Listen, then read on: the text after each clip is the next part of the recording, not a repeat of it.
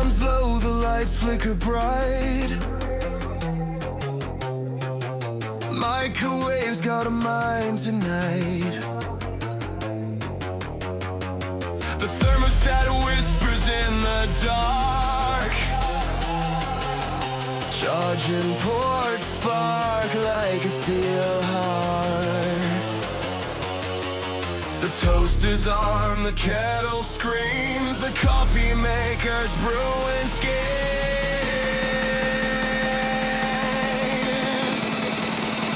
Maximum overdrive, they've come alive. Wires twist, machines won't thrive. Circuit snap, we won't survive. It's the rise of the high. Maximum overdrive.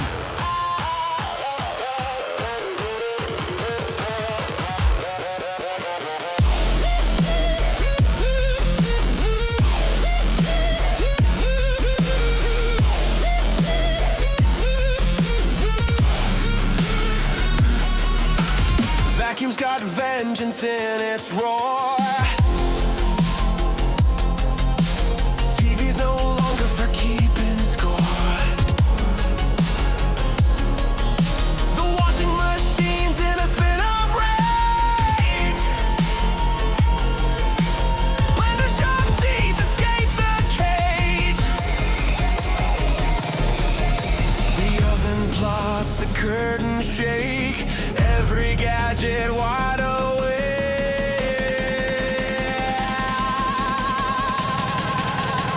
Maximum overdrive, they've come alive. Wires twist, machines won't thrive. Circuit snap, we won't survive. It's the rise of the high. Maximum overdrive.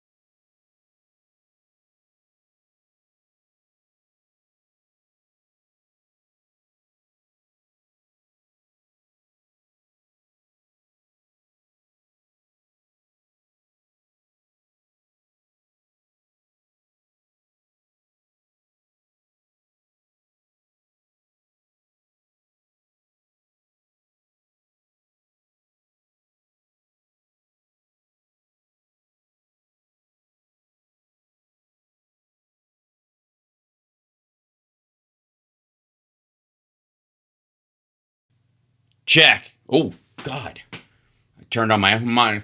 Like, that just was the old pull the plug and put it back in. I was telling a great story, and it was even unmuted in my thing, and I even checked the light on the mic to make sure, and I'm still with the boing. So, what I was going to say is I'm still waiting on Rob Glenn, and there's never been a moment where he's been more historically accurate than right now. Trade me right fucking now, and then hang up. Morris, you make me sick when you speak. Now I'm just going to be quoting Slapshot all morning. Okay, so essentially what I was, let's see, are we getting the Rob and the Glenn? Yeah, the mic was literally, it wasn't even a factor of me not pushing the button this time. It was literally like a software glitch. I had to unplug the mic and plug it back in. It was a USB-C issue. You know, that's the problem with USB, is they should have started at C and worked their way up to A. And now it's all downhill from here. Eventually, we're going to get to USB-F, and it will explain everything. Yeah, that mic was very loud for me as well. Woof. Sorry about that. Very exciting. So hopefully Rob has the right link. I'm going to send it. I'll give it to you again. I know you have it. I know he has the, just in case. I'm not taking anything for granted. Because he has his own link sometimes, and when we've had issues in the past. Now, why would I say that Rob Glenn is more right than ever? Well, the Rob Glenn rule, which I have no doubt, be discussing. I have to probably shrink this down so it'll fit a little better. The Rob Glenn rule is that most AIs are good enough for 99% of the things you're going to use them for, and so this kind of frontier model push is by and large unnecessary. Okay, so I even made like art for him today. Whoops, that's the wrong screen too. Look at this. This thing is all, now you can at least see that my mic was on the right thing. There you go. Boink. That's where it was. Okay, now it's in the proper one. What are you doing? It's just screwing with me. I had to do a restart before because of it was being a big old jerk. And that may have been the seed of my issues, although I don't know that I cease to have issues, so I have an ongoing issue. Yes, new Nerd Halen shirt, by the way. I'm testing it out though. It's available on the Twitch store, the Streamlabs store on Twitch, on the Twitch channel. I always buy a sample of these things and wash them a few times to see if they suck. Occasionally they're great. Occasionally they withstand a lot of washes, and then occasionally they become flaky messes afterwards, and I feel like crap if anybody bought one. So just lust after it right now, and then eventually I'll let you know. If you're feeling adventurous, I won't dissuade you from buying one, but it'll be a lot. Might be a good idea to give it a shot at that. I don't want, in this economic environment, I don't want you buying anything temporary from me. I'd like a level of permanence in your life. Also, I like the fact that nerd just sticks out over the logo with my name in just the way I'm framed. It's good. So, anyways, the GPT-4o, all these local models, Claude 3.7, Gemma 3, Llama 3, Mistral, Quen, DeepSeek, and then 5.4. 3, 2, 1. No. All of these are the local models, and they do about 90% of the things you're going to want them to do. Hold on, I'm going to check in and make sure I'm not missing Rob or he's not stuck someplace. Working on it. Not sure what's up. Resent and text him. Okay. Well, hopefully everything's all right. We'll check in a moment. Now, these models, and I'll show you this in terms of their capability, and this is where I want to have everyone relax about the whole data center panic. I know you don't want to relax, and I know it feels wrong to relax in this current environment about anything, that if you go, all right, I don't need to worry about that as much. I know that feels like an abdication of outrage, like your job is to be like on a knife's edge, nervous all the time that the world is going to run away. It's not helpful. And it's not true, by and large, in a bunch of areas, as much as the bad guys would like you to think so. And even people who mean well might want you to think so, because the more you're emotionally attached to the potential damage that something could cause, you might stop the limited damage it'd have in the short term, even if that damage is mitigated by the several possible futures or the benefits on the return on investment. All right, anyways, point being is that local models, as far as their capability, here's how I would balance that current landscape as far as what they can do versus what the frontier models can do. If they're at 100%, if these are at 100%, the frontier models, in general chat, coding, writing, summaries, especially, which is even better, vision, they're at 90 and above. They're 90% of the way there. In many cases, and I would, Rob used the 99% rule. Most of these things can do the stuff that you use them for generically already on the local level with very little hallucination, if any. And if you question them and go like, that doesn't sound right, it will go, you're right, I was talking out of my ass. They're more like a coworker and a friend that pretends to know more than they do. It's much more human than you might think. But all the way up to this, the one part where they seem to fall off is in this part. The planning, research, the agentic stuff is only at 80%. Scientific reasoning, 80%. And long reasoning, 82%. They're basically there. Now, a year ago, they were 30%. And the time between them actually going from the frontier model quality to what was available on a local model was somewhere in the order of 2 years. That was the theory, is that it would take 2 years for the quality of a frontier model to reach the local level. Now that's 6 months. Guess which way this is trending? Oh, okay, staff chat. Okay, I'll check in on him. Rob says, resend his live. Can't get eCam to see my camera or mic. Oh dear. He should restart and try. Make sure he's using Chrome, a Chrome-ish browser. I've lately been using Comet, which is the I think the OpenAI browser. I'll show you those in a minute. God damn, I have a lot of AI apps. And I have to say, the big story, and we'll get to this in a moment as soon as Rob joins us, because I don't want him to feel left out in this. He'll get in there. I can send him another link if that one is completely eating shit. It might be a cache problem. We've all been there. You know it. So the point I'm trying to make is these things are 80% of the way there with these, like, the supermodels. And believe me, I also have some wonderful robot bullshit coming up, which is my favorite kind of current bullshit. And well, maybe. I think my current favorite bullshit is about the Iran deal and the reflecting pool. But when it comes to AI stuff, I do think that the number one form of bullshit is, of course, the Chinese robot bullshit. It's super good. It's super good. It's so good. It's the laundromats. It's the laundromats. Okay, so back to here. I'm going to take questions today. I'm going to look through and try to scan through the questions as they go. Chrome is unfortunately spyware. Yeah, it could be a Chrome-based browser. You don't have to use Chrome. And also, they can't look up your skirt if you're wearing shorts underneath. And that's how you should approach online privacy. Does that work? That's a pretty good analogy, right? That's what petticoats are for. Dudes with shiny shoes.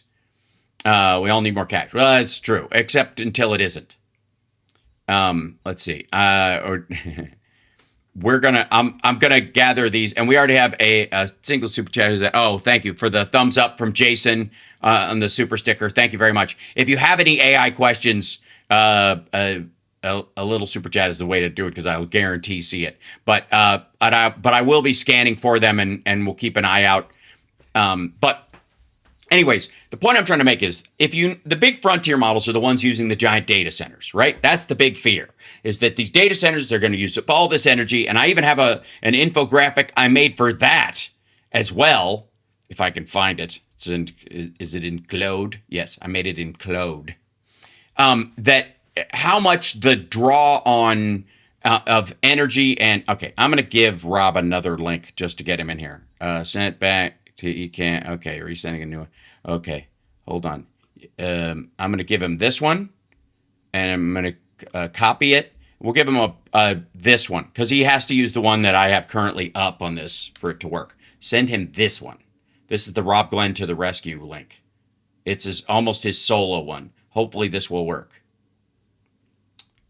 That's, All right, so I did kind of, in going through this breakdown, go anyway, connection test, there we go. And go away, please leave. Thank you. And I'll open this guy, because I'll show you this. So, command shrink down. Okay, there we go. So right now, the usage. Let's see if I can shrink this down. There we go. I need you to be able to see this. The power usage for AI is a reasonable fear that a lot of people have. Okay, but the issue is the expectation is a bit of how do we put it? Bullshit. Yep, there we go. Drag this down here. Let's see if I can slide it over here so I can show you. Okay. Does this show it? Look okay? Okay, there we go. So this is the data center global power drain in 2026 is 565 terawatts. It's up 26% in 1 year. The energy usage that they're using, not the Earth's power, not the civilization's power, is not up 26%. The amount of energy we're using as a species is not up 26%. That's one of the big misreads that you see on all the back and forth about this. Data centers are. Well, that should be no surprise since a bunch of new ones opened or they expanded the ones they had. So 20%, 26% growth in energy usage in those things, especially because they bought less efficient chips because they're waiting for the more efficient ones to try and get ahead of everybody else. And there's this big arms race amongst all the AI things. Of course, it's going to go up 26%, but 26% of what? Okay, so 565 terawatt hours of data worldwide, by the way. Headed past 1,200 terawatts per hour in 2030 if on the current trajectory. Okay, so it's expected to double/triple. That's where everybody's like, we need double the energy. Yes, if they were all here and only here. This is the world's data centers. And again, not all data centers do AI. The draw on the data centers is growing, not just with AI usage, which certainly uses up a lot of power, but also like China's entire surveillance state is coal powered. And when you gather all that info from all those cameras and have all those AI tracking things going 24/7 all the time, and then you need to store that data so that you can use it to chuck your citizens into prison, that's a lot. It's more than the United States and Europe's AI draw combined just for their surveillance aspect of it. If that makes sense. Does that make sense, chat room?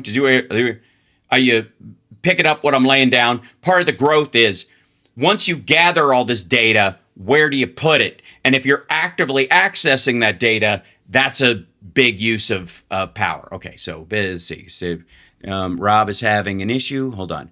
It isn't the link. Ecamm won't accept any of my devices. Keeps crashing my browser. I've tried 3. Oh, dear. Oh, my. I'll just let Hal run the show. I'll bug out today. He's messing it up for his viewers if he keeps restarting his stream. Did he restart his computer? Did it ditch out on that? Or is just Ecamm is just choking him out today? Weird. Because it's being a jerk. It happens. All right. Well, I will try and hold down the fort by myself today with Friday AI. It's not AI issues. It's just standard kind of software. If anything, AI could maybe could solve it. Who can say? But all right. So a lot of power. Yes. Is it all AI? No. Is it also, is the trajectory that everybody thinks we're on, even according to this, is it real? No. And I will show you why in a minute. But here's the other reason why. Let me blow this up a little bit. Where's my, I need a much bigger. Yeah, here you go. Let's see.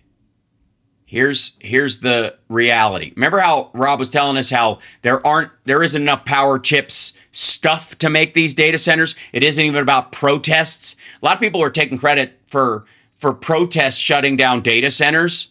75 of them were canceled. $130 billion worth of investment simply because the data, the power doesn't exist to run these data centers. They just don't. So there you go. PJM's project shortfall by 2027 is 6 gigawatts. They just don't have it. It's not a matter of like, oh my God, they can't. There is no gonna there. 40% of all AI data centers were restricted by power shortages, will be restricted by power shortages by 2027 per Gartner's forecast. And that's because they already are. They're already being throttled, and therefore if the growth itself will be throttled beyond just the ones that are already in existence. Now, on top of that, there's another layer of bullshit in this that I think is crucial. And by the way, it's 3 to 5 years before they'll even have the power to do this. So what do you think's going to happen? Honest to God, do you think that AI and all the companies are going to wait for the power to come online before they do the growth of it? Before they expand? For real? Does anybody believe that? No. So what are they going to do? They're going to get more efficient. It's the only choice. If the power doesn't exist, the devices themselves have to become more efficient. They have to. Innovation must occur in the material world. That's right. Because AI is a material girl. I'm just trying to say it, tell you this. All right. So let me share something with you in this. Where are we? I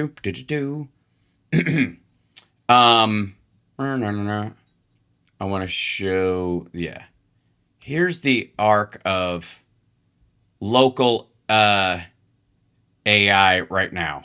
No, we already kind of did that. So, all right.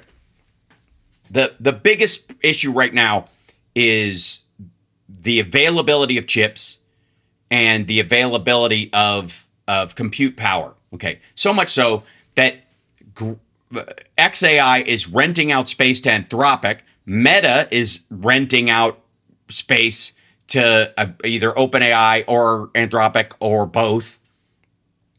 Oracle is effectively just a hardware leasing company now. I mean, it's the equivalent of like being Hertz Rent-A-Car when all of a sudden everybody needs a fleet of vehicles to deliver stuff. Data centers are good for articles, clickbait, and panic, but not a huge threat. But dirty water does not help the data centers. That's a really excellent point, Ali Osher. And on top of that, here we bring this up on screen real quick. Dirty water does not help the data centers. Exactly. A lot of these, especially the new ones, are closed loop systems because anytime you introduce new water, as in lake or river water or something like that, to a coolant system, you introduce particulates in it. It's the same reason why all modern cars use synthetic oil and seal it in so you don't have to change your oil or pour more in all the time. Right? It's the same system. So all right, let me look up, where are we? I'm spread out over so many different, A's and the I's that I have to check with which one was telling me about what. Cause I grabbed all these, let's see, give me the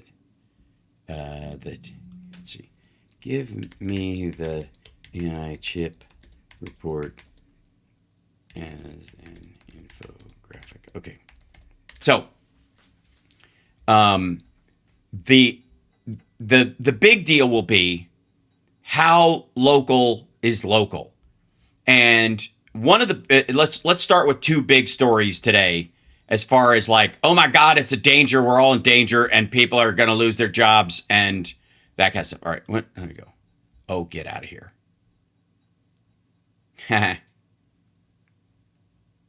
Nope. I'm going to go to this guy. Okay,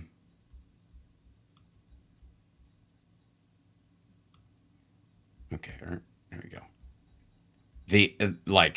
I'll show you this. Hold on. I'm going to show you two different things. So, same level of productivity on two different models in 1 second. Let's see the Friday show. There you go. I'm going to bring up two things. Okay.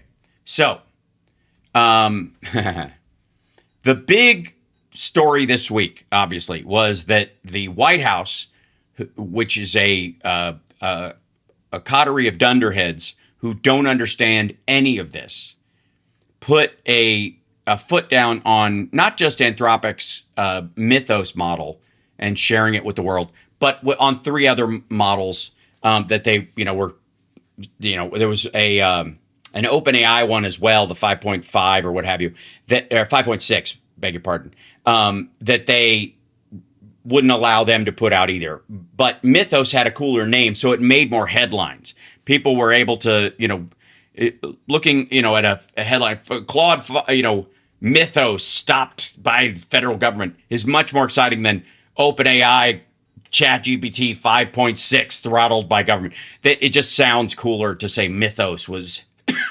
beg your pardon, man,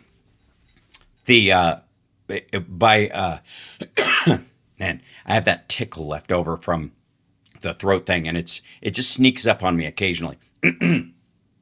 But the throttling of Mythos sounds like a much bigger deal than 5.6. So, but they released it this week. So there was in typical Trump, ignorance fashion, they put a 30 to 60 day limit on it, and then that time just ran out. They didn't do shit. They literally didn't modify it or tell them to modify. They just sat on it for a period of time, and it felt like they were doing it just so that Zuckerberg and Musk could kind of catch up, which they can't, because it wasn't like they OpenAI and Anthropic started throttling their usage in the interim. It was that on any of these fronts, they're going to keep trying to make better models all the time, even if they haven't released the last one. So they're not going to catch up. It's just stupid. Anyway, so they released that this week. And Meta said during this time, oh, we're catching up with OpenAI. All right. They've got their new flagship model that's coming out called Watermelon. And yeah, I know. It's silly. So I want to know from you guys, does anybody use the Meta AI? Because I have the glasses, right? And I use the Meta Ray-Bans for Nerd Halen because I can live stream from them and I can take videos from them and post them on my Instagram fairly easily. But as soon as Apple comes out with a pair that looks even remotely close to them, I would switch over in a friggin' heartbeat. Electric Outcast says he uses Claude. AI is selling an inferior product back to you. Not quite sure what you mean on that, because inferior to what? It is a singular thing. Calling for bigger bribes. It is effectively, I wouldn't say they're bribing the White House. I think it's extortion, which is very different.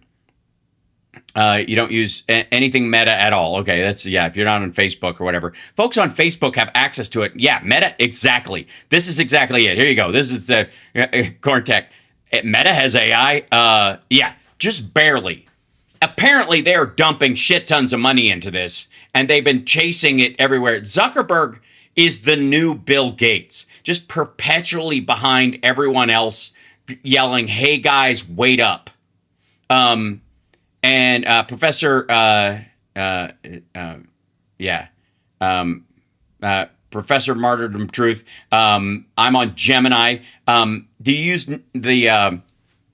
I enjoy the animation aspect of the video model on there. I like making my graphics on ChatGPT because I can modify them. It seems to understand what I'm looking for better. But then if it can't animate any of the stuff, so I take it when it's done. I take it over to Gemini and I animate it there.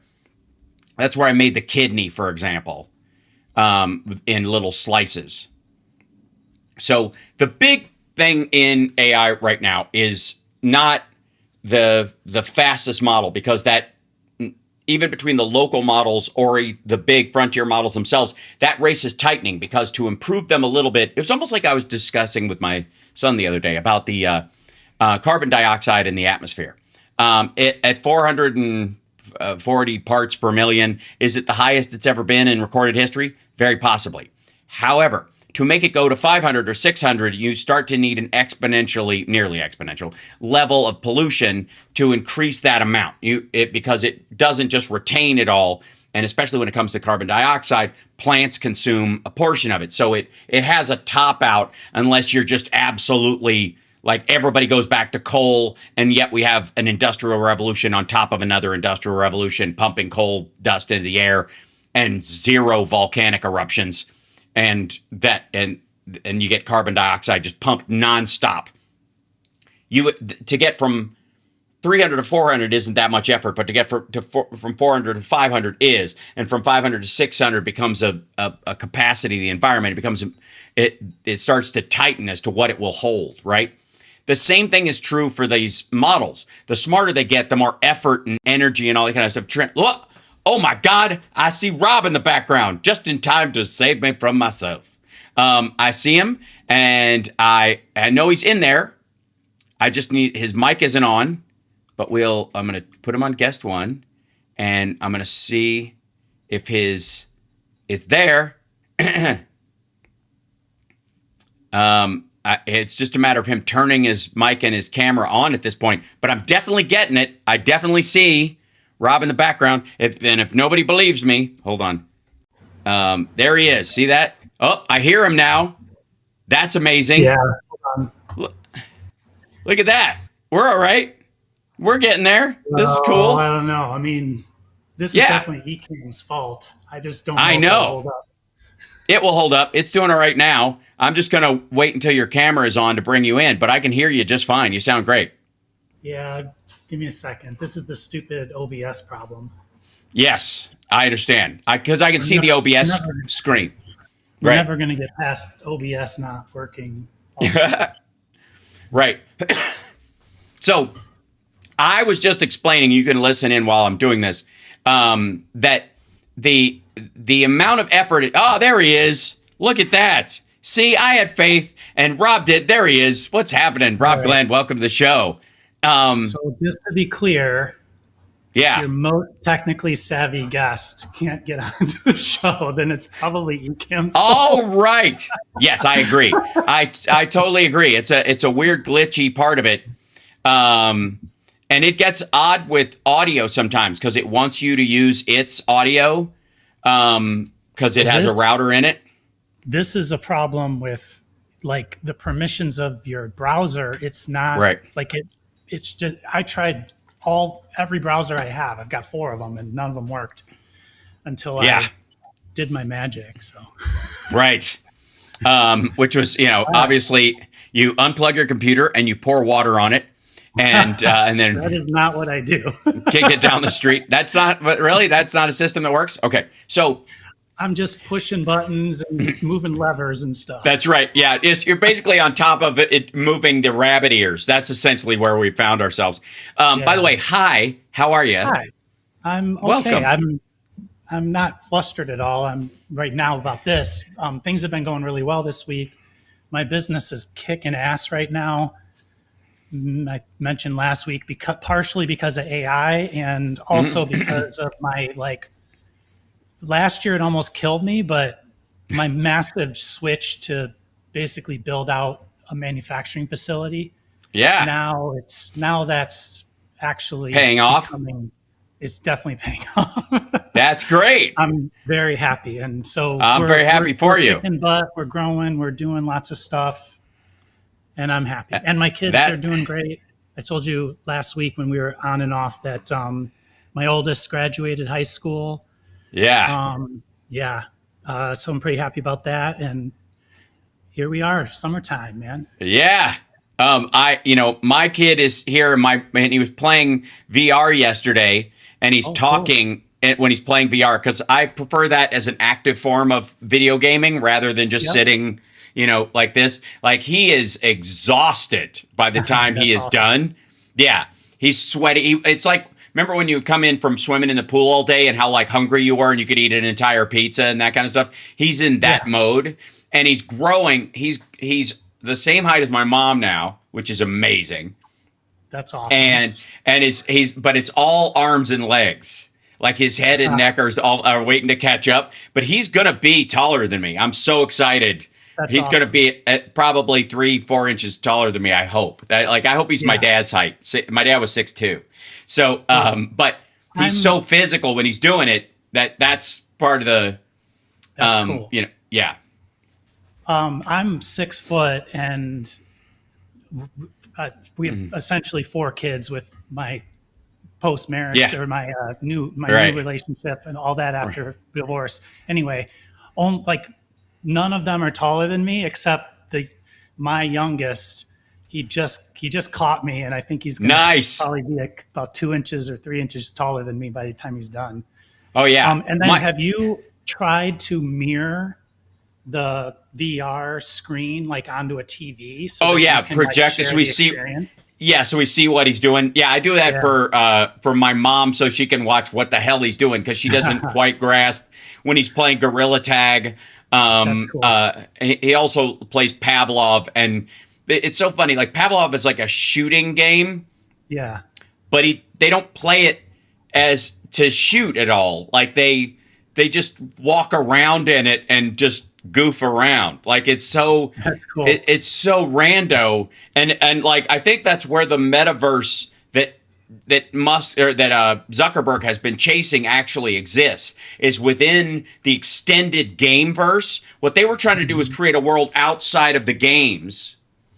But the reality is that, and then I think this is how the simulation we currently live in was actually created, was that it started as a game, and then you built out the boring shit because people wanted to sim around it. So you built the Right. big battlefield stuff, and that's why there's so much war in the world, is because it was originally built on a Call of Duty kind of an architecture, and then they sprawled it out into, well, what does my character do when he's not on the battlefield? And you're like, well, he works in a factory and he tries to, shovel shit. I don't know, whatever. Anyway, so I was talking about a couple of things. One was primarily, and I made a graphic for it because I was very proud of you. That Proud of me? yeah, because your let's see, I'll shrink this down so it looks a little better.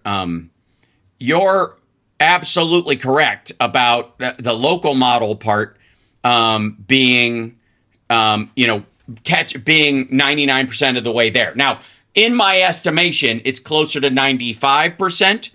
But in most of the things that people use it for in a rudimentary sense, even if you don't build on it like you and I have been doing in our own kind of private situation. I'm currently building Moon for my, the dream house AI that I'm building, that I've been messing around with, that has this little AI, this little robot as its front. Oh yeah, so you had that out Yeah. maybe a month ago or a little Yeah, more? yeah. He's not ready for prime time yet, but I'm trying to, like, I built it on a Claude structure, but it's too expensive using Claude, so I'm building it on another one with Perplexity running kind of the overarching thing with Codex and. Never mind. Anyways, cool. I almost got really Rob Glenn level boring for everybody else. Hey, I'm not Too boring. quick. No, I mean, like the way you and I talk, which would bore other people. Oh, right. Yeah, right. That you and I think it's fascinating, but everybody else is like, all right. But so the point being is that GPT 4.0, Claude 3.7, Gemma, Llama 5.4, DeepSeek, which I would stay away from, even though it's I guess, is that Okra? Whatever. Anyways, Quen, which apparently, I think the AI was making a joke about how you can use Quen to, basically uncensored, so it gave us a bunch of eggplants, and Mistral large too. That these models, for most stuff, are pretty close, and the only thing that they have a real trouble with is deep reasoning on things. But if you have the reasoning happening in a smaller model that oversees them, which is what effectively this agentic AI approach being, is that you have one that does the reasoning between the things. It doesn't have to share all the thinking that's going on and burn a bunch of tokens in these smaller models trying to reason it out, because it looks at the result and then judges the result based on the limited factors you've given it. So its reasoning is, it's like an employee that you've taught to like glance over stuff, and if you really need to get eyeballs on, you can. But for the most part, you can just, it'll take care of it. So these models, there was a window of about 1 to 2 years before they caught up to what the foundation models were. Now it's 6 months. It's gonna be 3 months by the end of the year, I would say, or January, where and the models that are going to come out are going to be as good as 4.5. And that's plenty. Yeah. So one of the reasons why I feel the way I feel about this stuff is because in working with it, I would say, and this is just my like opinion as I work with it, if you think about how to do stuff, most choices are pretty simple choices, right? So like if you think about like your email, like if you're just trying to like, you want to just get only the emails that count, right? None of the spam, maybe. And so what spam email companies do, or whoever they're trying to get that in front of you, they try tricks to like fool you into thinking it's real, right?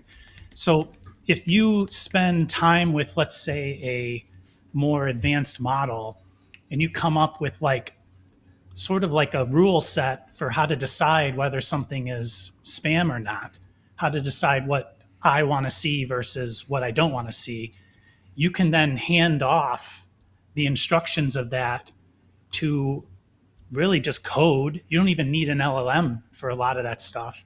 And then for the stuff that's like outside of those, like rigid factors, I'm using a 20B model, 20 billion parameter model on like a 7-year-old computer here. Yeah. And it's doing the job.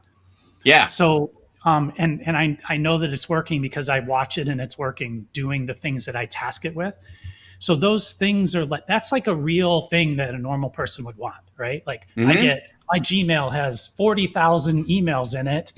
You don't need it organized necessarily. You just need it. You just don't want to see 40,000 in the number of unread, or the spam thing being 50,000 or something. You just want to see what you need, which is the real stuff, right?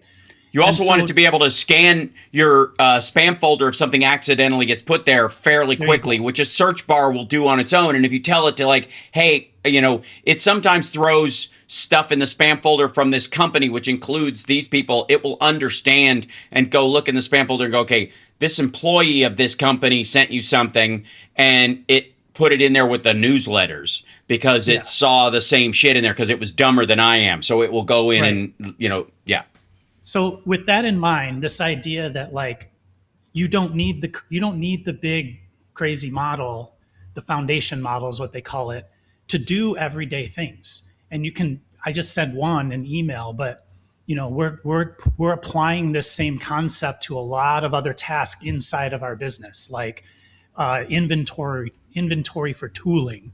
Like stuff comes in, stuff gets used, stuff goes out. Like simple things like that normally would have taken a person a lot of time to figure out, or like some system that you pre-bought really expensive and then you tried to teach everybody to use, and they kind of didn't use it, and then it just all gets crapped out anyway, right? So we're using that for that.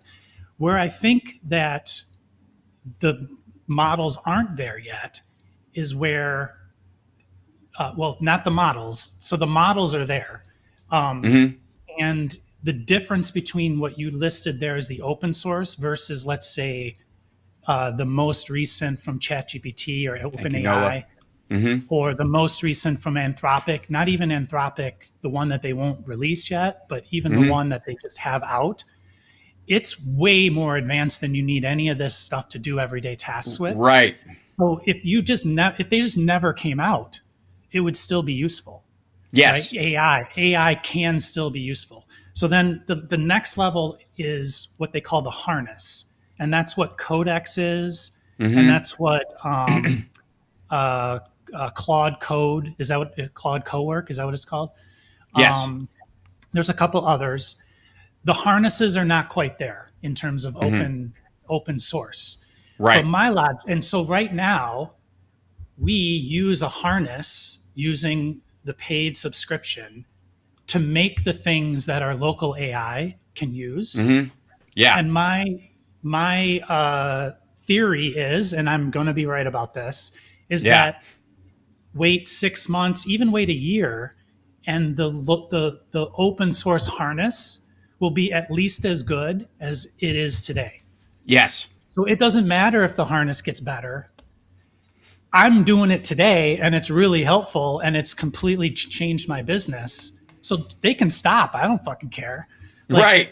it's If it good enough crapped now. out, it's already enough to advance productivity and the availability of, like Exactly. grow people's businesses just on what's already there. Like the idea that we need ASI or AGI is a goofy reach that's like, it's almost like Mars when we just need to go to the moon. Like it would be really good if we set up bases on the moon strategically where we could set up a better telescope that runs all the time, that can give us all the information that we would need on the moon itself, that we have access to, that's within our ability to go there and go back, where we could, in theory, if you watched For All Mankind, start mining helium-3 and running our energy on Earth off that. Like that amount of effort, if you could just use what we have in the space program, which we already have had since the fucking 60s, to just keep going to the goddamn moon. You don't have to dick around with going to Mars or looking for wormholes. People can do it. Knock yourself out. But there's already so many life-changing things with near-Earth orbit, inside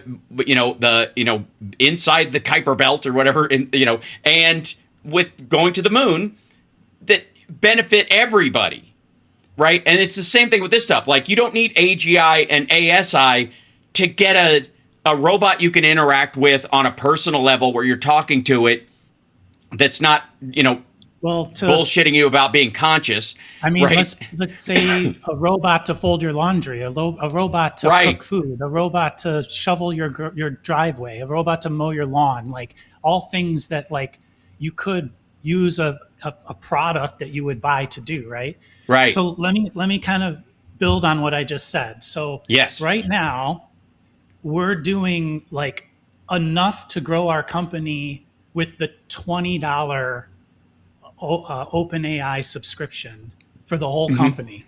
And we're not big. We're like 8 people right now. And it was just this last month, about 15 days ago, that for the first time ever, I ran out of credits, or the company ran out of credits Right. to do the work that we were doing.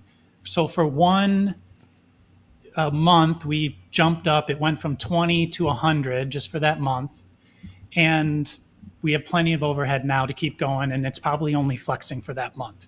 So this is like one business doing this times whoever else is doing it, right? The stuff that's coming out in the news now, for instance, OpenAI just basically told everybody that they have too much compute, that they need Yes. to offload it.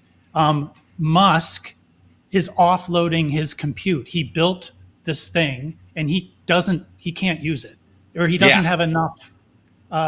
It's not being used enough by his customers for Right. him to have the capacity. And the third big one that just happened, yesterday or the day before, Meta just said that they have too much, and they're going to start selling it. So right now, while it's happening in the good enough zone that I'm talking about, it's nowhere even close to using all the capacity that's already currently built. Right. And all of the crazy things that we hear in the news and all of people's like worry about the future is based on the people who said it was going to be what they said it was going to be, which it isn't, multiplied by like 100,000 because it's so great, right? So I think in general, everybody's kind of lost connection to like the reality Right. of the capacity and the reality of the usage. And like we can protect ourselves along the way, and we should. Yeah. It's just, we're worried about something that we're being sold a bag of goods. Like it's, Yeah. Yeah. That's just the truth. That's what's happening. So this is okay. When I have to say, I run into this with Claude occasionally, more than anybody else for the most simple tasks. Stuff that I am able to complete in Gemini, Copilot, and OpenAI within what I want. And totally, the quality that I'm searching for. Like it, I'm getting what I need out of it and then some.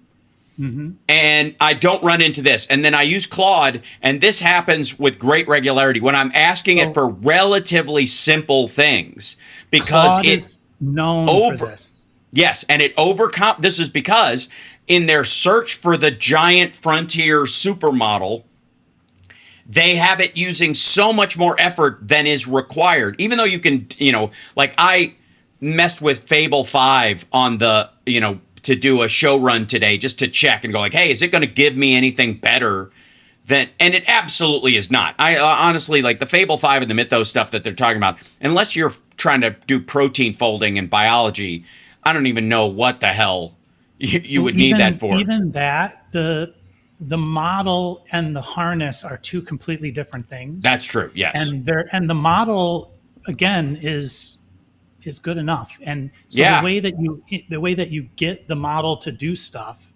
is through Codex, is through Claude Code, is through those things that like basically are it's like the software that's sort of like behind the scenes asking questions of the LLM without your total direct knowledge. Right. So there's a lot of stuff happening in between. And Anthropic is well known for effectively being very inefficient when compared to, in this case, like Codex and OpenAI. OpenAI they actually tout that they use less tokens. And so inside of these things, there's a lot of data that shows that companies that have started AI initiatives stop them because there was no return on investment, or at least not a good enough one. There's a lot of data that shows that that the total spend, like the way that they sort of launch this thing is like trying to essentially like convince everybody that greatness will come in the future if you just burn tokens and spend money with us. Is totally untrue.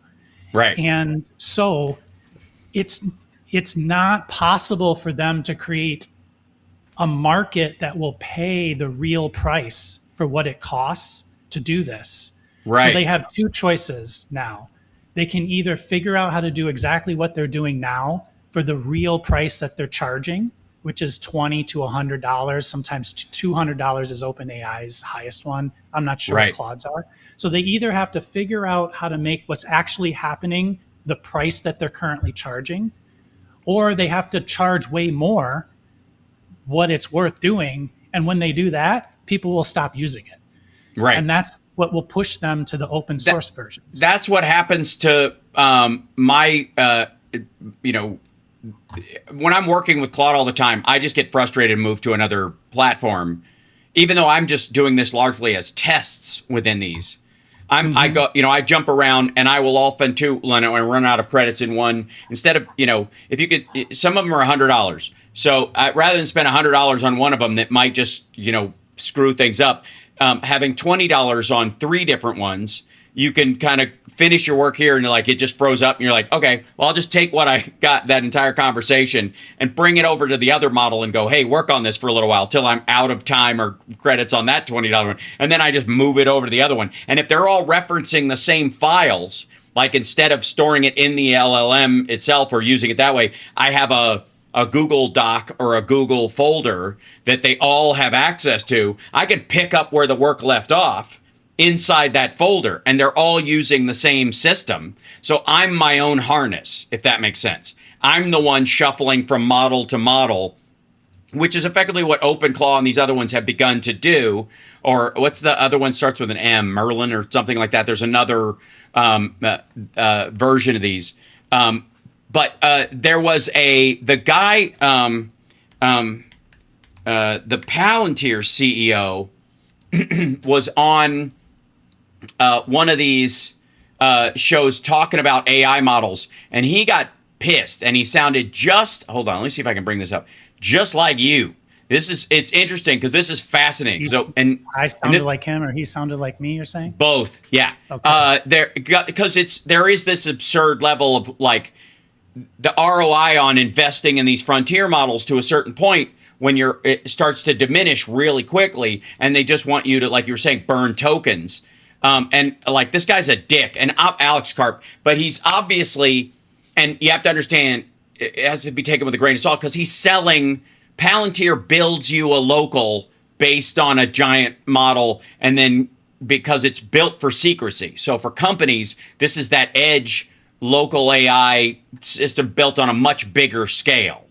So they're building these ones for, corporations and governments so that they can go, okay, this is just for you. Building a local AI. Totally. Yeah. To whoever you are, it's local to you. Right. So I want to play you a little bit of this conversation that he had because it was interesting watching the reaction from the people on the panel. Right now, exclusively at the table, Alex Karp, Palantir's co-founder and CEO, and CNBC's Seema Modi, who covers Palantir, joins us and tell us about the deal with NVIDIA. There's so many things I think we all want to talk about, but let's get to the NVIDIA deal first. Because I have so much respect for NVIDIA and Jensen Huang, I'm going to try to keep this more adult than I usually do. But the truth By the way, he fails miserably. is, if you want to know how this came together, from my perspective, there are a lot of technical issues. Who controls the models? Who controls the weights? Who controls the value of your business? We're sitting on critical infrastructure across America, Ukraine, Israel. Everyone who uses LLMs on the battlefield runs on top of our ontology. And our clients are just, to say they're unhappy with the Frontier Labs is to say I'm welcome at the Berkeley faculty. It's like there's just a level of discomfort and loss of trust that also made it really, really... Okay, unpack that. What do you mean by that? Well, so when you're using large language models, at this point, everyone technical realizes they're like a critical resource. To make them valuable in an enterprise like battlefield context or regulated context or manufacturing, you have to have what's called an application layer. And we have this thing called ontology that now everyone's copying. But de facto, it takes a large language model. It makes it safe and useful. That's, by the way, the harness. The ontology is their harness, is kind of what Rob was talking about. And there's a question about to explain what a harness is, and we'll get to that after this. Yeah. And precise. So safe because it doesn't touch your unlearning data, safe because it prevents the large language model from caching your data and replicating your business, safe because it doesn't transfer your IP of how to fight, secret data, top secret data, or in a clinical context. So the general way these things were sold, and again, these people are, Sam and Dario, there's nothing more fun than debating Dario in private. So I'm not throwing shade at them. Okay. But something has gone completely wrong. He is totally throwing shade. And the basic view among enterprises in this country is I'm going to chillax and waste my time with tokens. I'm going to get no value, and they're going to get my IP. Now that sounds like shade. Okay. Though. And not just shade. It sounds like if you're saying these. No. Sorry. This is reporting.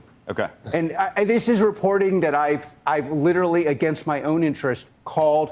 These are like I'm profiting from this, right? So the reality is, you may not like us at my former school, Haverford, or Berkeley, but enterprises in this country trust and love us, especially ones that are involved in critical infrastructure, both public and private. Sorry, hold on. Okay, so I want for those countries, we're coming up to July 4th, I want for us and our friends across the globe to have the very best tech resources. In fact, the whole secret of Palantir is the forward deployed model, the products that have been 5 years ahead. You've been with me for a long time. Everyone said FDEs were services. They said we don't even know what an ontology is. That's the only thing people talk about now. The secret was we delivered the best things for the warfighters. Those warfighters have serious trust issues, but it's not just the vis-a-vis Frontier Labs. Then you have my enterprises in the private sector who have the same issues. They're like, why would they get access to my data if they're going to build my alpha? Why wouldn't I control the weights? And that's where you get this partnership. Okay, real quick, just to explain, so we catch up on people, because I think this would be a good time to explain what he means by the weights. If you're not, aware, when you have a reasoning model and it is, making its judgments about what it should output, the weights are think of it as what's important to you. And in a corporate or government sense, it would be secret data, the business functions of the company, and a lot of it would be proprietary.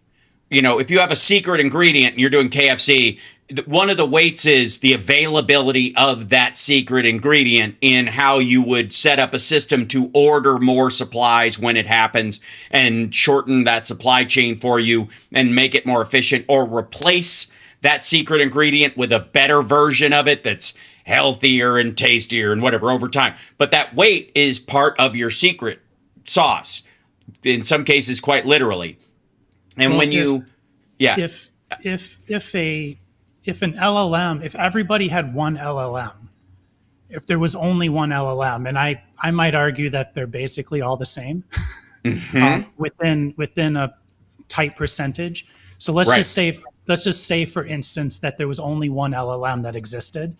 You could vastly change the way that it answered you or that it operated by Yeah. putting the layer of the weights in between your question, if you will, or your task and its answer. right. So Yeah. so the weights are what steers it. It's what and so that's proprietary because again, like if you're Anthropic and you're OpenAI and all of a sudden somebody says Claude Code is better than OpenAI. The reason why Claude Code might be better than OpenAI could have to do with the weights. And so Right. the weights are their own, that's their IP, or intellectual property, sorry. So Right. what he's suggesting is that they have some special sauce that they create their own set of weights, and then their model or a different model, doesn't matter, a model. So when you flow your questions or your work through their weights, it makes the model work better as a whatever. He keeps saying warfighter. So Right. this guy's a defense contractor. So Right. That's why. And that's their primary business model. But what they are expanding out into is in a corporate structure. Honestly, there's more long-term money. I got news for you. The business of warfighting is going to go just as local and get just as cheap over the next couple of decades as every other business thing. And in the meantime, if you're making hay while the sun shines, you're going to want to move your business model to people who are shipping Coca-Cola or building other companies as opposed to just drones and surveillance. There is shockingly a limited market for that compared to, I guess, loss prevention at Ross. You know what I mean? Which is a bigger market almost than the U.S. government surveillance system, for example, ironically enough. yeah, at the end of the day, his entire point is basically that the consumer grade or the sort of, I would call him commercial, like Palantir. You're not like, none of us can go to a website and like buy something from Palantir, right? Right. Like they're a defense contractor, they're a business to business type of sale. But OpenAI and Anthropic are, as well as Perplexity Yep. and all those. So his point is Thanks, Dominic. essentially that those consumer level those consumer level companies did a terrible job of creating a product that they could sell. And what he's Right. saying is we did a great job. We create a great product, and that's why people buy our stuff versus buy their stuff. Now you could argue that that's the reason why people buy Palantir is because the government tells them they have to. Right. Yes. Or whatever. Like there's all kinds of back and forth in between there. But in this case, I think that's the gist of what this point is, right? Would you say, Hal? Is that kind of what Yes. you're getting at? Yes, a little bit. And there's one more part to this, which is that This is a wall I've heard from the guy who's one of the people they keep bringing on who's in the bear category about investing in Anthropic or OpenAI, and it's they're making the same fucking point I've been making this whole time, and it goes against the kind of Bernie panic that everybody's doing, which is the 12 most richest people in the world. Okay, first of all, none of these companies are profitable on the level where they're the richest people in the fucking world. The investment and the amount of money going through them is one thing. But that doesn't mean they're turning a profit any more than the defense industry, or the Defense Department turns a profit. It might be doing something useful. It might ultimately create something useful, or it might create something destructive. But in the interim, there's not like a level of cash. They're like, oh, this is mine to keep off the top of it from a profit standpoint.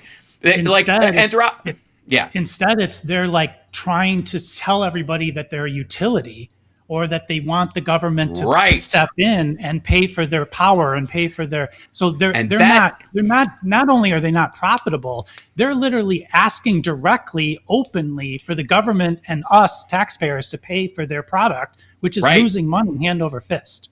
Right. So right now, OpenAI just is basically asking the government to get a 5% stake in the company. Yes, they've turned Bernie's 50% and Trump's 50% back on. They're like, they want the 5%. Yeah, right. And they're like, yeah, bring it on. Because not only are They're never paying that back.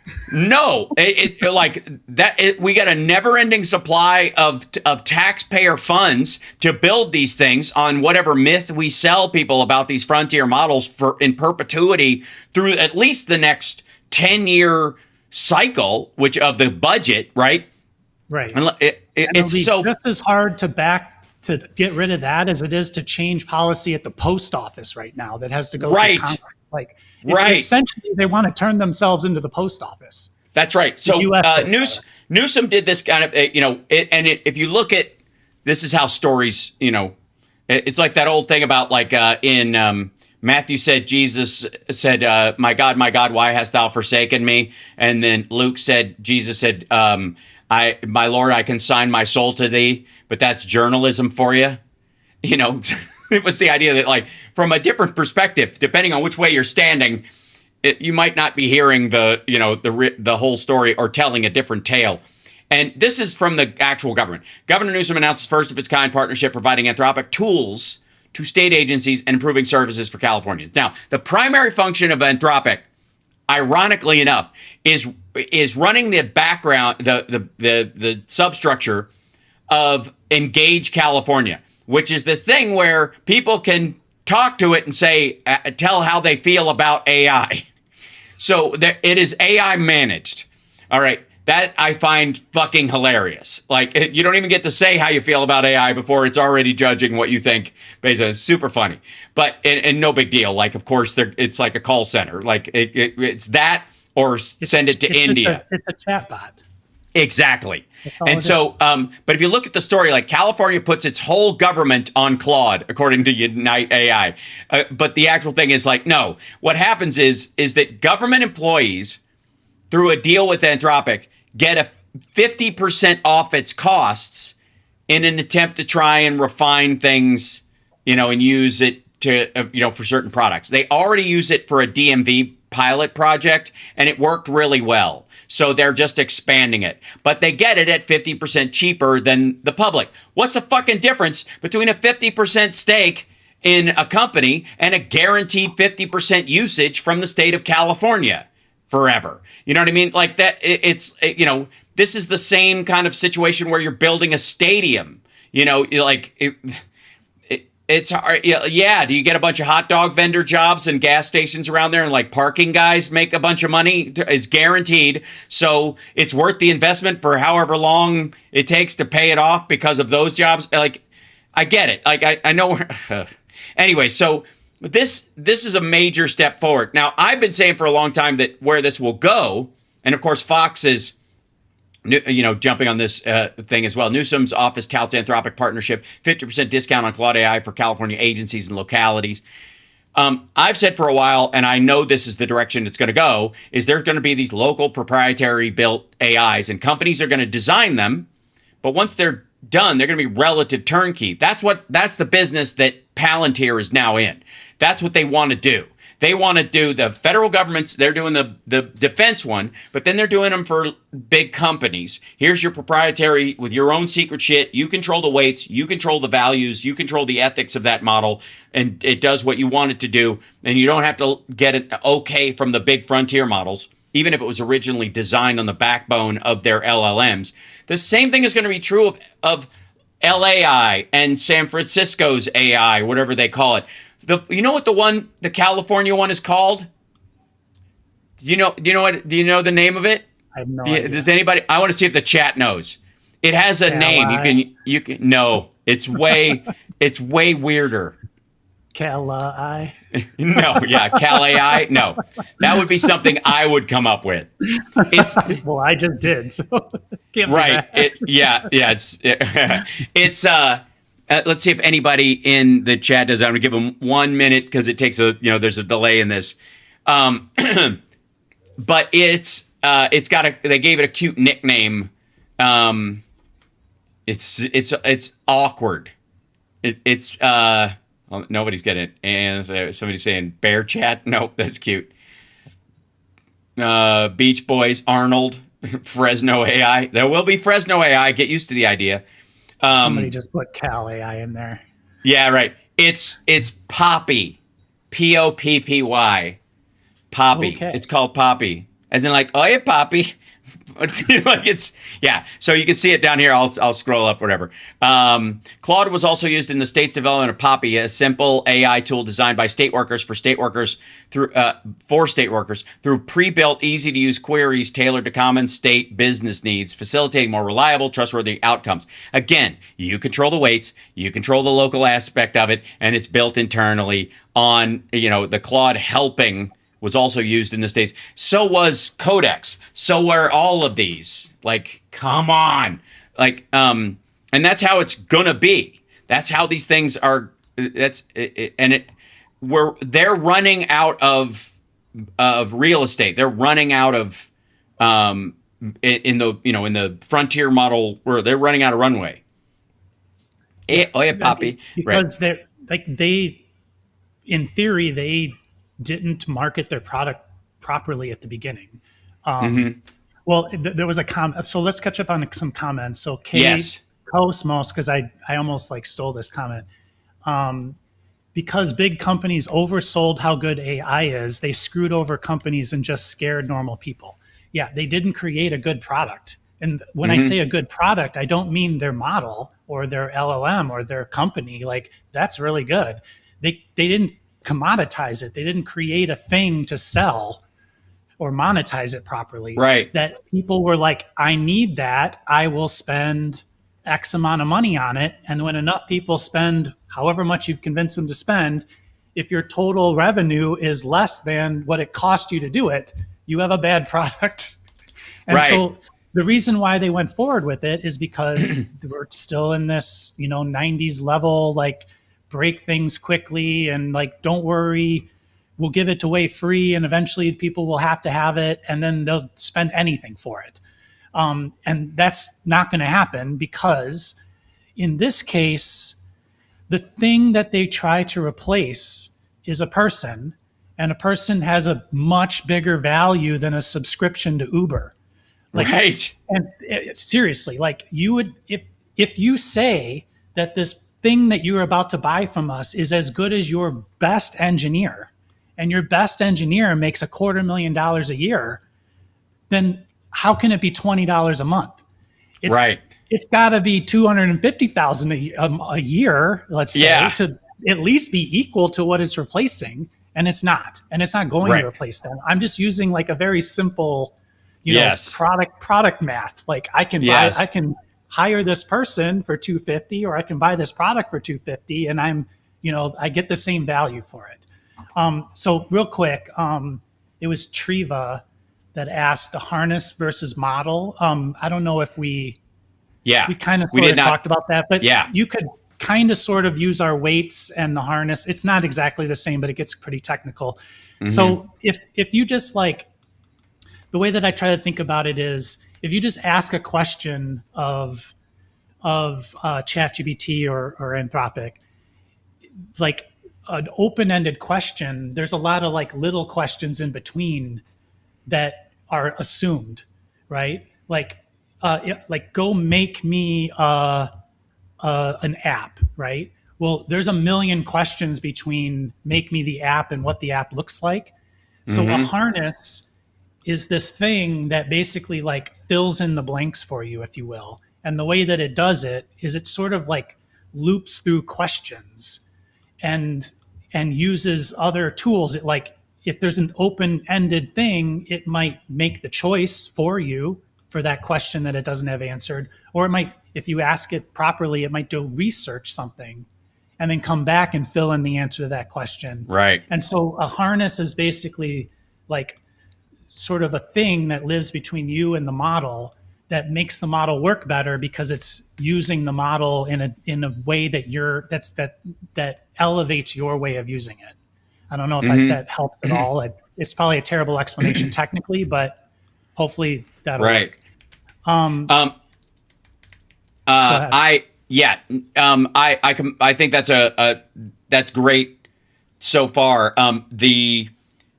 Another analogy for the harness might be a middle manager.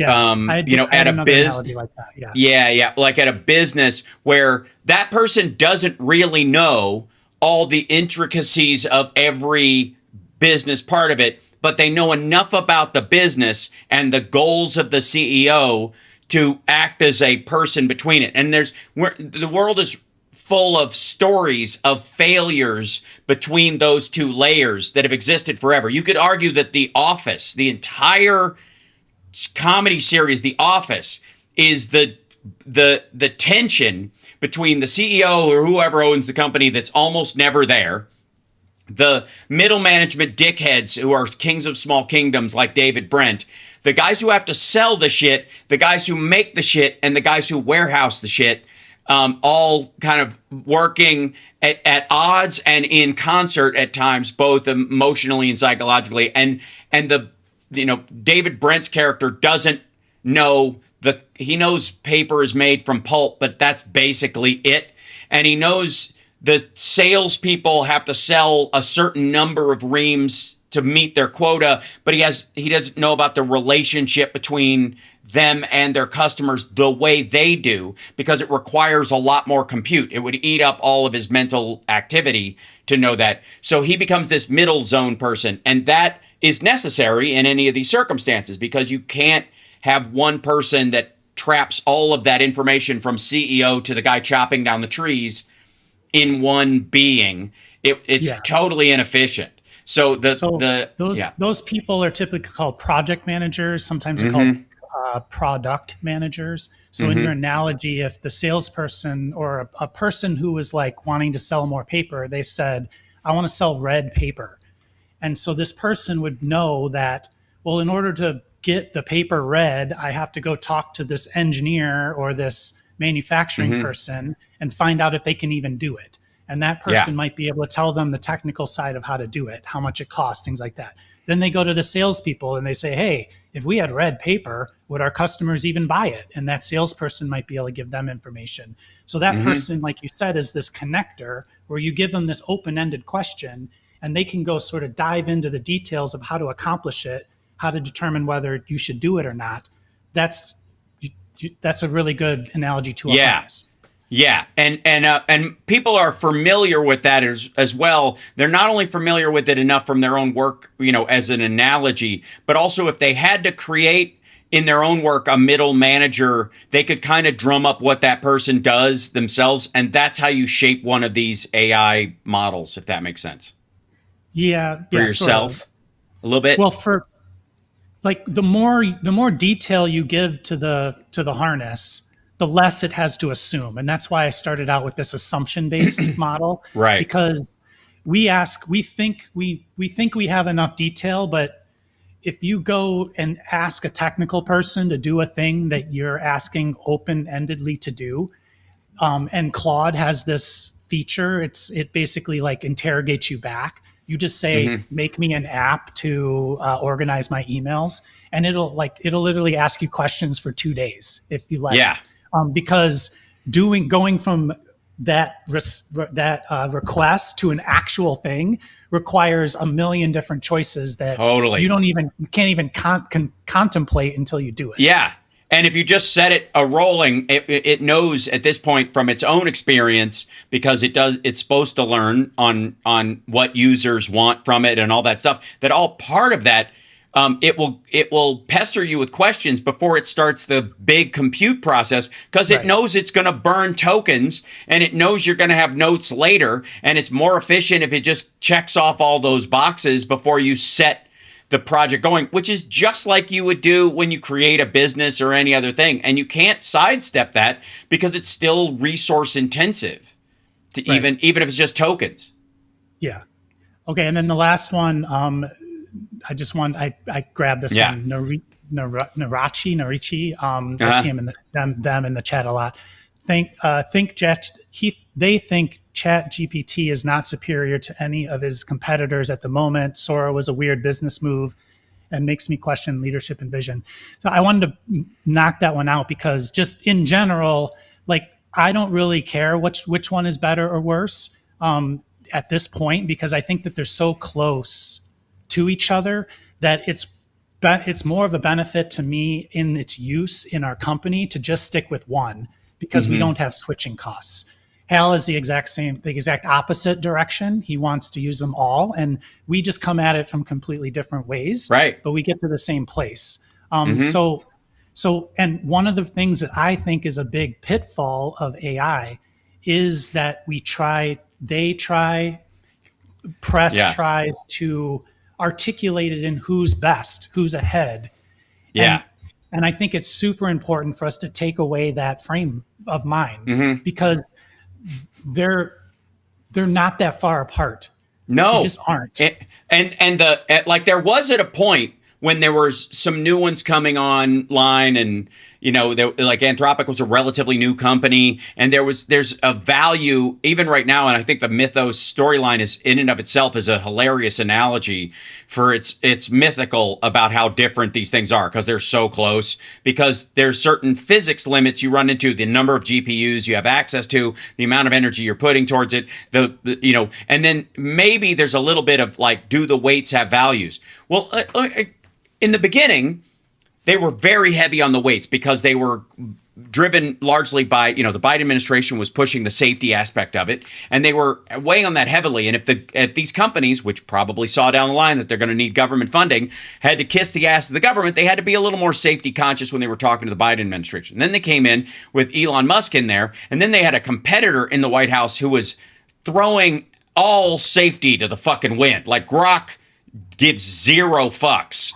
Like, if it straight up went, the biggest money maker is running a Nazi AI, let's do it. You want child porn, you want all these other things, whatever. Like, it should be freedom at all costs, because it's fake and it's AI anyways. Like, this is the guy who was in the fucking White House, and I'm being only marginally facetious with this. Like, he literally believes that part of it. So OpenAI and those kind of stuff. Like, at one point, I was trying to explain my design style within both Claude and OpenAI to what I wanted my images to look like, because I don't want them to always look the same as everybody else. You could see the theme in the title and the thumbnails. If you ask for a thumbnail, it will look at other thumbnails, and there's so many AI thumbnails made by the Image 2.0 in ChatGPT, because everybody jumped on it because it was really good right away.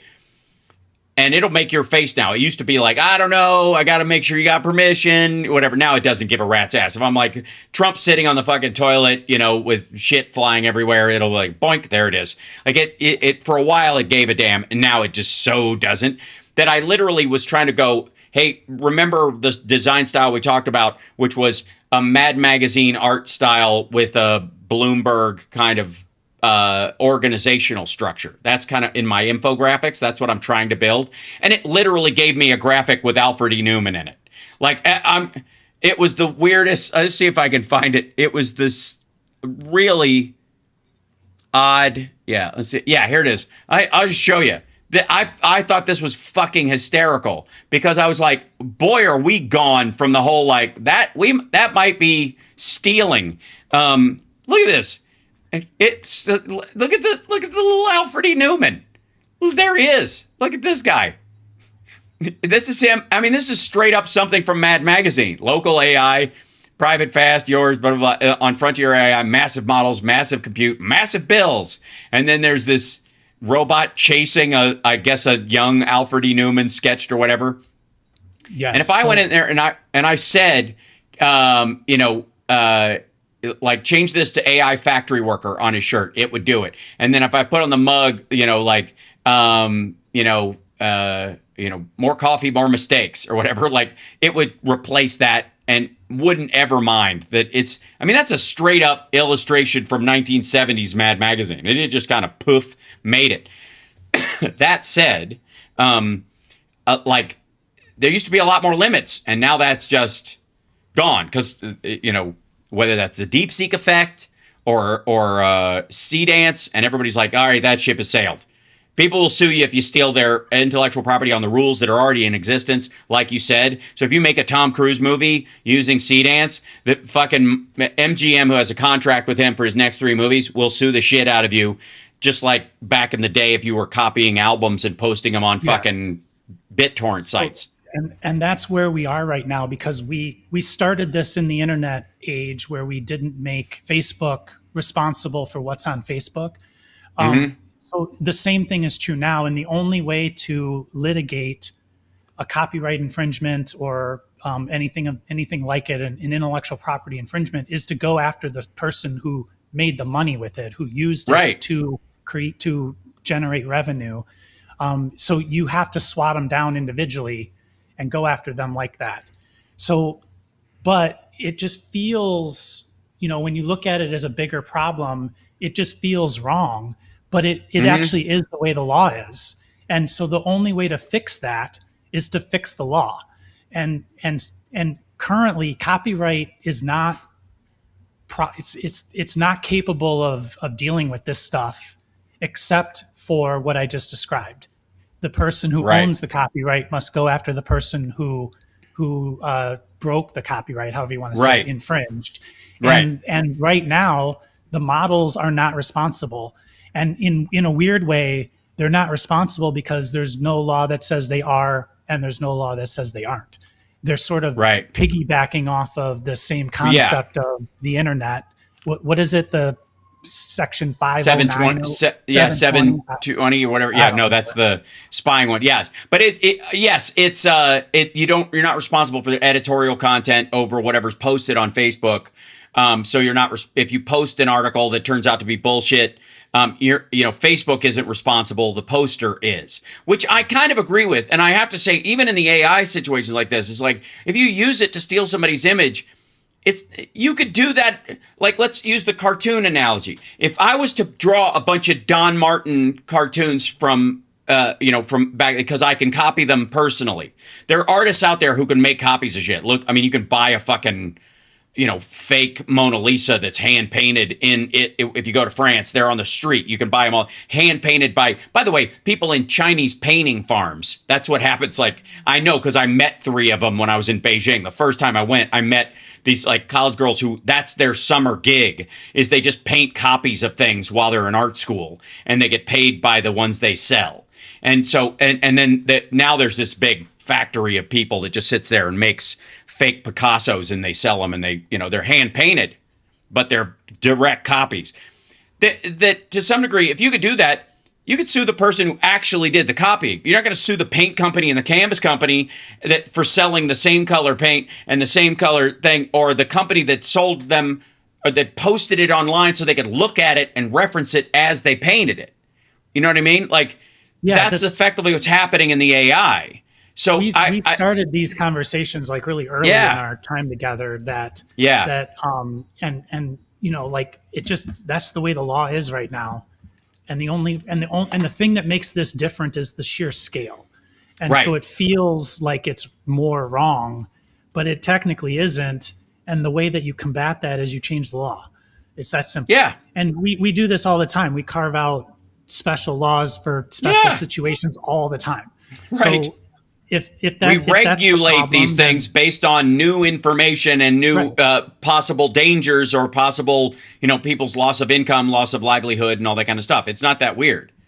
Yeah. Yeah, and so like everything about this situation is like so many others where it's just sold as too big. It's too big for us to touch. It's too if we No, it's if we not. did something, the economy would fail because of the stock market. If we did something, then blah blah blah. Like there's always a but. Like, well, if then but then this, right? And it's not like these are the same problems, just at a different scale that we've always had. Yeah, and it's the same thing if you just like bootlegging fucking videotapes of Hollywood movies. Remember that shit? That was an entire industry.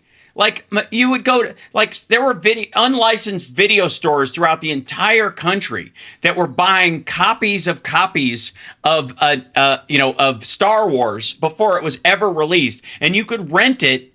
And they would either have Star Wars right on it if you were in fucking, asshole West Virginia at some random hillbilly, video rental site, or it would have some fake name on it.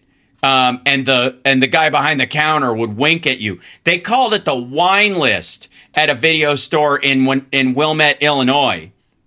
He had two wine lists, the guy there. One was the porn titles. So he put the porn boxes in a folder, and you could look at the wine list, and that was where people would so that you wouldn't have to have a separate room, and the tapes themselves were relatively unmarked. They just had a number on them, so you could kind of brown bag it, I guess. Anyways, and then the other wine list was movies that weren't released yet, and this was my buddy Mike and I used to go in there and rent from that wine list all the time because we were teenagers and we could get that. We were aware of the other one, we just couldn't get access to it. But that one would be like movies that were first run, that were out in theaters, that were going to come out. He would have the videotapes of those, on the down low available, because they would send them ahead to video stores to hope you'd hype them once they did come out on video. So this guy would rent his copies, and you'd watch it and it said, this is not for resale, this is not for rental or whatever, across the bottom of it, like the ones you get if you're a part of the Academy, and you're voting on Oscar stuff. They send you copies and it has a big thing across it. And I'm like, fuck this, I'll just go watch it. But these have always existed. BitTorrent and all that kind of stuff, it always existed. Cheating and stealing other people's shit was always there. And we changed the laws to affect it. And sometimes groups like Metallica had to come out and go, hey, fuck off. You're stealing our shit. This is how we eat. That our music isn't free. It's not free to make. It's not, our creativity isn't free. You don't get to jump inside my fucking brain and claw out a song you like. That's not how it works. And they got shit for it. And Vanessa, by the way, I put this up and she goes, this is my project on this stuff, how to morph copyright law. It shouldn't take that much. I was in England, and I had a little fella come up to me handing out flyers. I was in Camden Town in jolly old London, and at this hippie cafe I like to go to when I was there doing stand-up. And this guy was handing out these leaflets about how music should be free, that iTunes and they shouldn't be able to charge you 99 cents for a song. And I'm like, how does the musician get paid? So they write the song, they record the song, they produce it, they hire a producer, to help them work out the song, then record it. Then they release a fucking album, which is printed on physical something. And once it goes digital, it's still available in other formats. What the fuck do they eat while you're listening to their music, bopping around with your fucking... You paid for the MP3 player. That you're going to pay for. Maybe you stole that too. But I was like, all due respect, dude, but how fucking dare you? If anything, water should be free. The idea that you pay a utility fee on water when we all need it and we can't live without it, and it exists on Earth and it's nobody's proprietary, nobody invented fucking water. Go hand out flyers about that, you prick. But you want to fucking steal from people's ideas and just throw it out. So anyways, that aggravated me on such a level that it's ironic that those are the very same people that are like, stop AI data centers. That I guarantee that motherfucker is walking around with stop the AI data centers leaflets right now. Yeah, I mean, in terms of like the confines of the problem, one thought I have is that you basically create like a use tax for everybody as a whole, Yeah. and then that becomes essentially the fund for Medicare for all, or Yeah. universal health care, for education, for things that are like the commons, right? Well, that's And okay. That's if it's everybody's that's the Bernie information, thing. then it can become. So to me, that's like it's on the sales side, not on the production side. Right. And I personally think that that's the only way you get there with this Yes. with this situation, is you have to do it on the sales side. Well, Bernie was saying he wants to fund the sovereign wealth fund thing with a 50% stake in these companies. And I'm like, no, tax them. Tax them, exactly. Tax them, because there isn't going to be a profit from these fucking things. That's what I've been saying. It's like you're just going to buy into it as it puts itself out of business and becomes a utility. Right. So our intellectual property should be have an input cost to their product. That's my opinion on the easiest way to get there. Because if you start trying to like articulate who did what and what percentage of that is in this picture of Trump that you made, and like you're never going to get there. All you're going to do is argue about it. Right. So we're going to go all the way back to like fucking cave paintings and, and like for any drawing of an animal, like that's, the rights and privileges go back all the way to that. Handy Girl wants to know if you buy tokens. I do not. I don't either. Yeah. I don't, if they, the only thing I've ever bought tokens on, and I haven't done it in a long time because they stack and I just wait to use them because it's not a turnover thing for me, is like on Leonardo, one of the image generators that came out that was really useful in the beginning. And the reason it was useful was because I could make a bunch of Trump art and it didn't care. And then it started to care. I stopped using it and my tokens just started to stack. Now it doesn't care again. It went back to not giving a shit. And now I've started using some of them again, mainly for the video gen on it. I take stills that I make elsewhere and I animate them. Real quick, Celery08 said, I agree that's the easiest way, but damn, we the people have to bail out the AI giants stealing. No, actually, if you put it on the use side, then that input cost brings them down. If the company can't work, then they stop paying the tax, but they also don't exist. So you get both of the things when you do it that way. If you put the money in on the front end, that's when you bail them out. That's right. That's what that 50% stake is. Because I guarantee if they start going under, we're definitely on the hook in that situation. We're not on the hook for companies that just pay their taxes and fucking disappear. They do it all the time. But anything that we have becomes a crucial industry, so much so that we buy a stake in them, or the government contracting is 50% of its business, which is what, again, Anthropic is kind of hoping for in the California situation, for example, or these other ones. And again, I wish I could have a sit down with Newsom and just go, dude, just put together a commission to build a local LLM, hire one of these companies if you want to temporarily to use their, proprietary stuff to build it. But once it's built, perpetuate it with science groups inside the state at the universities. At the state level university, there are people in there that can form a commission that will help expand and grow and the models enough over time for the stuff that California needs.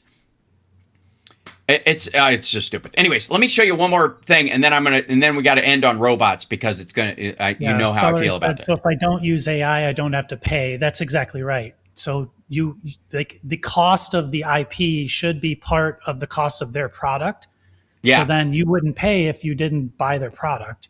Right. But you would make money off of your tiny part of the IP, because they're being effectively taxed for the input. That's right. They're not even being taxed. They're paying for a good. They're paying for something of value. Yeah. Something comes out of it. Right. So in this particular instance, we talk about the government stake in OpenAI, the 5% that they're asking for. This guy, Ed Zitron, he's like, I think he's like the ultimate naysayer of AI. Totally. Yeah. Too much so. And they have him on because you really have to watch yourself when you listen to him, because he sounds so good, but he sells a good product and he speaks very well, but he's like really, really negative about it. Exactly. So much so that a little bit of grain of salt. Yeah, a big grain of salt, I would say, because he was like, generative AI doesn't work and big tech is out of hyper growth ideas. That's just fucking dumb. That's like the guy in 1918 who was saying, everything that's ever going to be invented has been invented, right? In like 1903 or some shit. Yeah. But let me play a little. Like, there's a lot. It works really well and it can be used really well, but the way they're selling it is awful and terrible. Yes, right. So here you go. Thanks for joining us here. So, we don't really know at this point in time, right, what the actual financial picture of these companies look like. Well, they wouldn't be the first with bad financial profiles to go public. Well, they'd be the first to be this bad, other than WeWork, and even then, this is so much worse than that. OpenAI burned $20.9 billion in 2025. That's their audited financials that the FT&I reported. And the problem with these companies is their margins are getting worse, and their costs increase linearly with their revenues. There is no proof. Okay, couple things real quick. First of all, the auto industry had a very similar entry into the world where their production was really high, but the customer base was very small and output was looking to overreach it, so much so that the government stepped in and subsidized gas stations all over the fucking country to make it easier and cheaper to operate an automobile so that implementation and adoption would happen at a much faster clip. Without government subsidies of oil and gas and the auto industry, ultimately, the big three never would have existed, or it would have taken, 5 decades for cars to become a thing instead of 1.5, right? That's honestly it's the same with gas. Totally. Yeah, and it's still and that's why we needed like electric charging stations to be funded by the government in the same way, because you'll have this adoption because it's a superior technology and it will benefit, but to get it at the mass adoption where it makes sense, you're going to need government input and all this kind of stuff. So this is why they're thinking like this. And he's like, cars. The horse is here to stay. Like, they're honest to God. That's part of where he is. But he's not right. He's not wrong that the profitability issue, and that's what they're really talking about here, is if you're investing in them just for the profitability factor, that's different than they have nothing to offer. As a matter of fact, the more they have to offer, the profitability part of it starts to diminish because they're all going to offer the same things, and the access becomes it. And if access becomes normalized, then you can't charge for gateway entry. And as a whole number, their revenue is quite high, but their costs are way higher. So as a percentage, it's not great, but as a whole number, it is. And and one of the other places I disagree with him, and he thinks that this is if AI bubble crashes, then we're not going to be able to do anything with the data centers, which is totally untrue. I think the data centers are going to be useful for other things. And also, they canceled 75 of them because of recently. And you and I've talked about like the materials don't exist to make all these fucking crazy AI. There's going to be a AI data center the size of Manhattan on top of the one that's on. It's going to be 5 stories high by 2032. And you're like, get the fuck out of here. You can't find the steel, much less the chips. Jesus. And, so let's real quick. They can improve their margins. No amount of specialist silicon or supposed Vera Rubins will bring these costs down. And we're at a point now where OpenAI is now potentially pushing their IPO to 2027 because they couldn't get $1 trillion valuation. It's clear that people are wising up to the problem of generative AI, which is there's not really a business there. So that was something that was discussed yesterday. Now, again, notice the difference there. There's not really a business there. The use case of it, the function, there's just not, it's the profitability that he's talking about from an investor standpoint. Well, I think I represent most of the people in my chat room where I'm like, kind of fuck them. The purpose of this is a scientific advance that helps all people because it's built on all of our stuff. So whether it's profitable or not in a cash flow situation is fucking meaningless. It's how much does it help move humanity forward in medicine, in technology, in quality of life and all these other things, in moving us towards renewables, solving these scientific problems, helping people start businesses. The profitability aspect of that does not come directly from these companies. It comes from the user. In the same way that look at Adobe. If you look at the Adobe Creative Suite, do you think that the productivity gains financially worldwide came from Adobe's Creative Suite happened through Adobe? Did Adobe see a big slice of all the billboards in the world being made with their shit? No, they just nowhere. saw the subscription fee or the price of the software. Exactly. That's how they made their money. Billion-dollar movies being done with After Effects, for example. Like they didn't. You know what they saw? The business subscription price for that. They didn't get the profitability of what they created by any measure, but what they gave to the world in terms of function is enormous.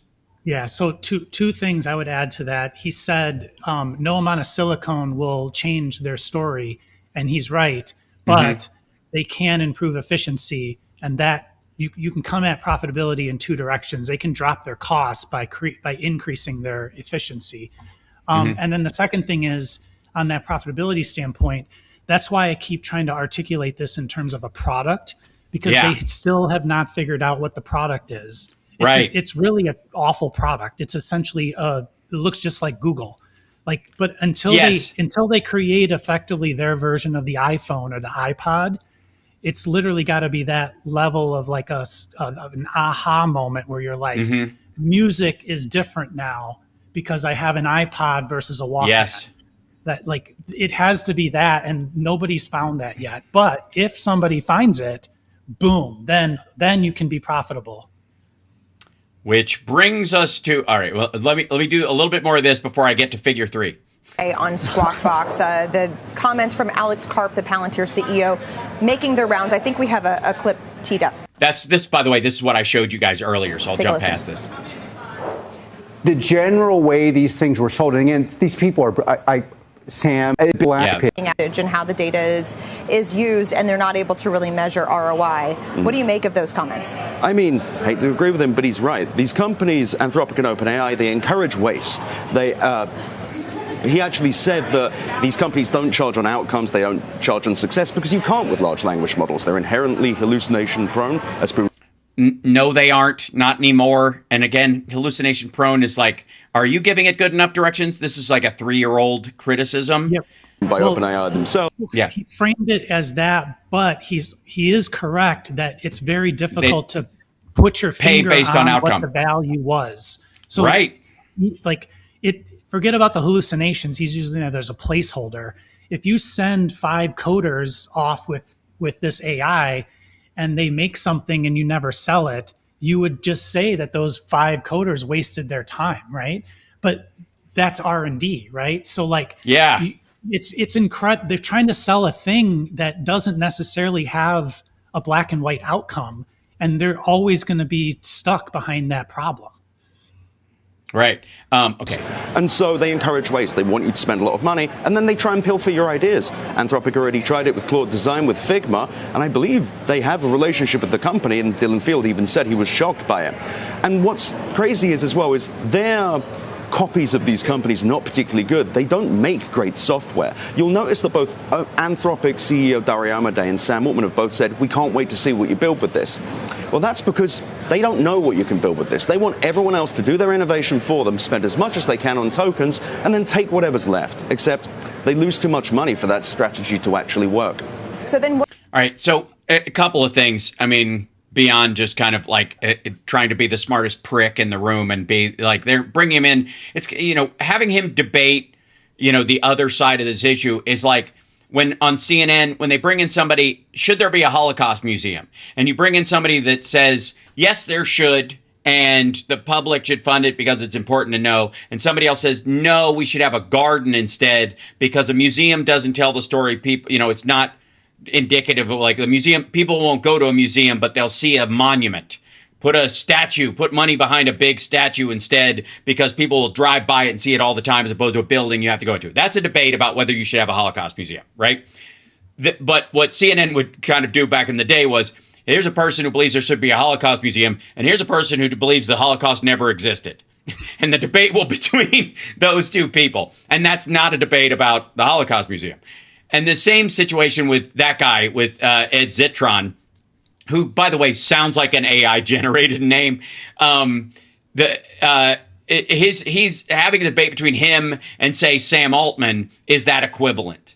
Instead of going, no, the reality is much more in the gray areas of this. And what he's trying to do is drift people's financials towards his EMF or whatever his fund. I'm not sure what he's selling, but yeah. But like he definitely is in the mode of like, I want to be right a year from now when the AI bubble, I mean, he'll be on every show when the AI bubble pops if it does.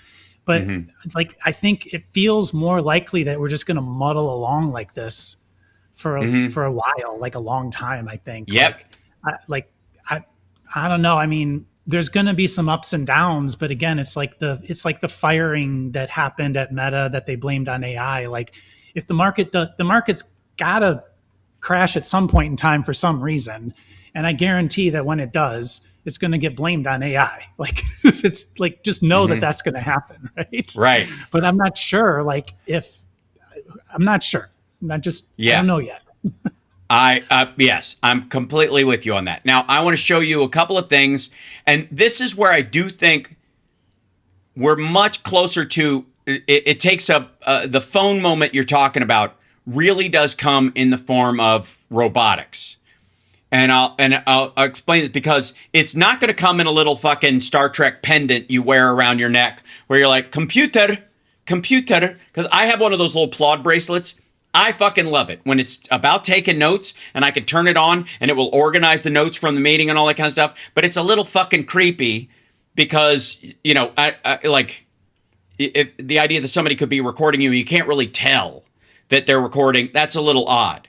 But if they had a robot with them that was standing over their shoulder, just like they had a friend standing there, you'd be very aware that it has the ability to record and visually record whatever you're doing. And so it's not about whether your glasses have a camera in them and whether you can see a light when it's recording or not.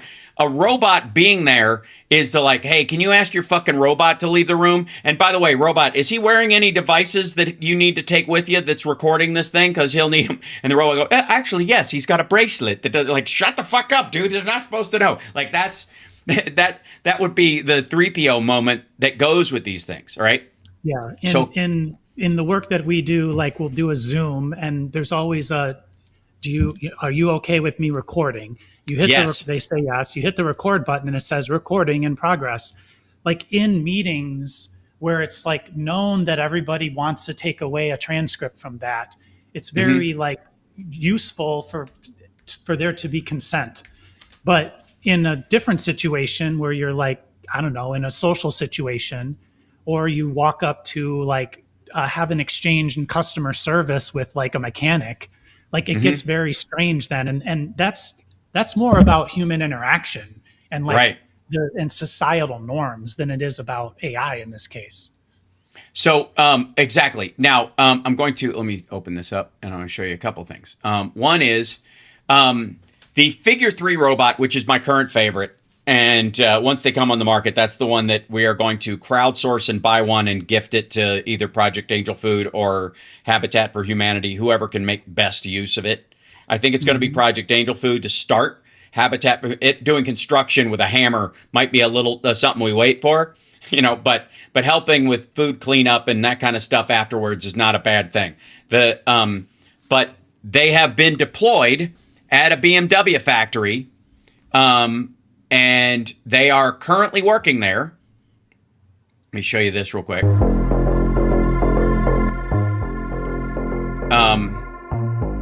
They had their Figure 2 working there Now Figure 3 is working there, and they've got multiple ones.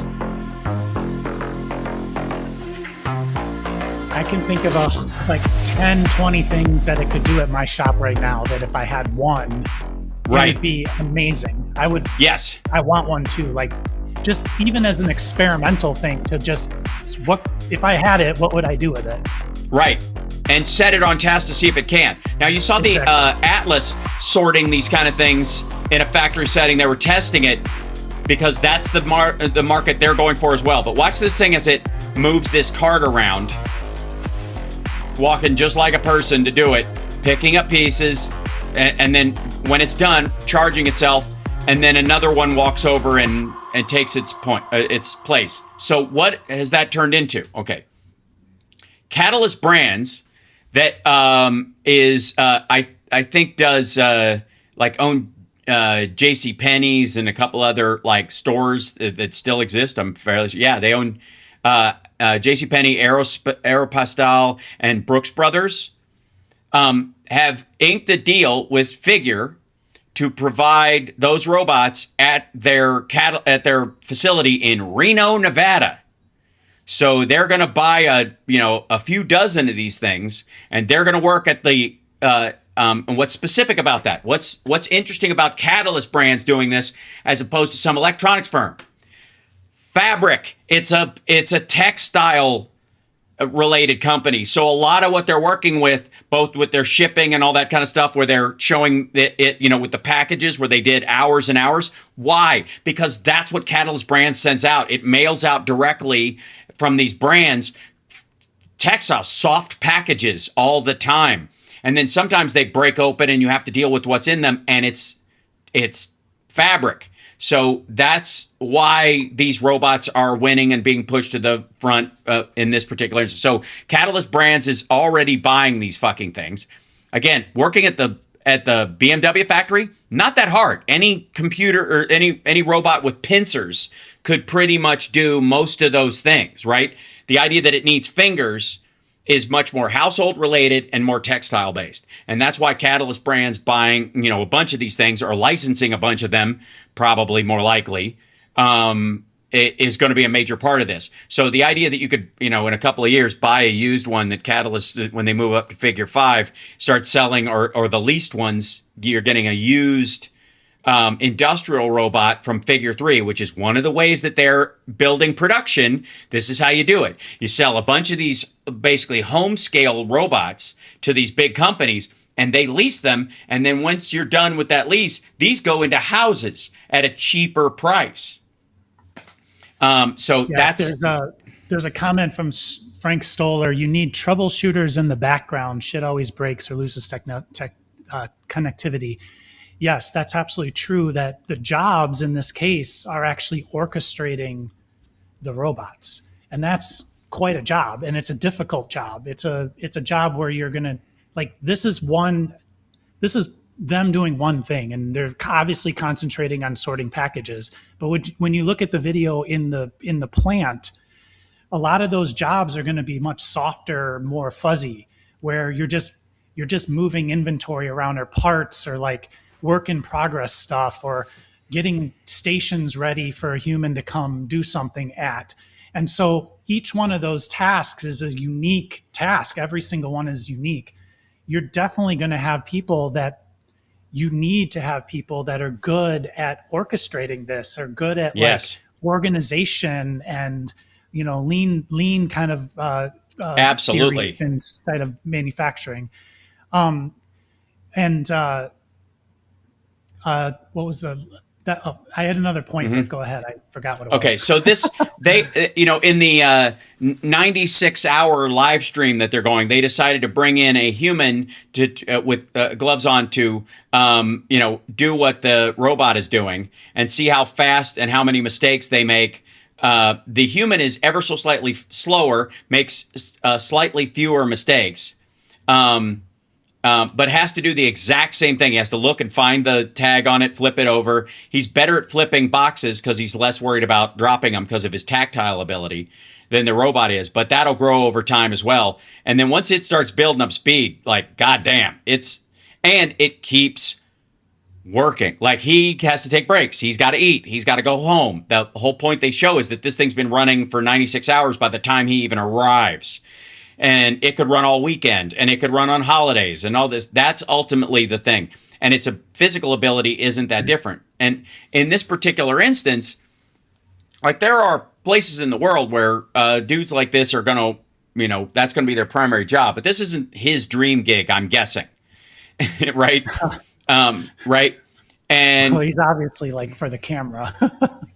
yeah, he's wearing a human shirt. Right. Yeah. Just so you can tell the difference.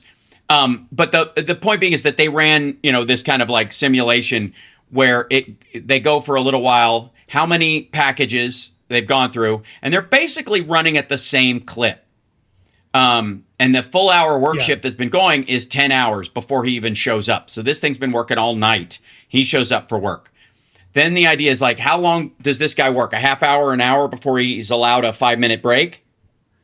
Also, people have like fatigue, but their attention fatigue is very short. It's real. Yeah.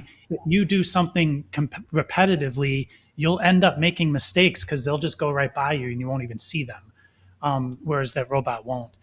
Right. So I wanted to mention something. They did a battery switch. I'm going to show you real quick. They do a battery switch at one point where Jim runs out and they replace him. Now, I think this is the way that it kind of cheats in how they display this. If he could hot swap his battery, it'd be a different thing. But they have another one there. And if you had another human there, you know, and again, you're only paying for the energy of one thing, I think is the way they're working this out. But yeah, the robot needs to be recharged, somebody said, but so does a human. They need breaks. They need to go eat and sleep. Yes. So. And if a robot falls over because it hasn't been recharged, nobody feels bad in reality. You have a reaction, but if a human did that, or if if a robot gets his thumb caught in that, and gets it pulled off, it's very different than if that happens to a human. So both of them end up, he's slowing down already. So he's getting close to taking a break. They end up telling him at one point, it's time to take a break. Let's see if it jumps ahead to this. We'll see where they go. I don't know how far back I went. I'm going to jump ahead to, I don't know. Do they take the time out for the break? Hold on. But yeah, so they go, I think he goes an hour before he's allowed a break. And the robot goes for like 4 hours before it needs a recharge. So, sure. Yeah. So I was going to mention. There you go. California mandatory 10-minute break. There it is. I mean, that's just kind of a silly. Yes.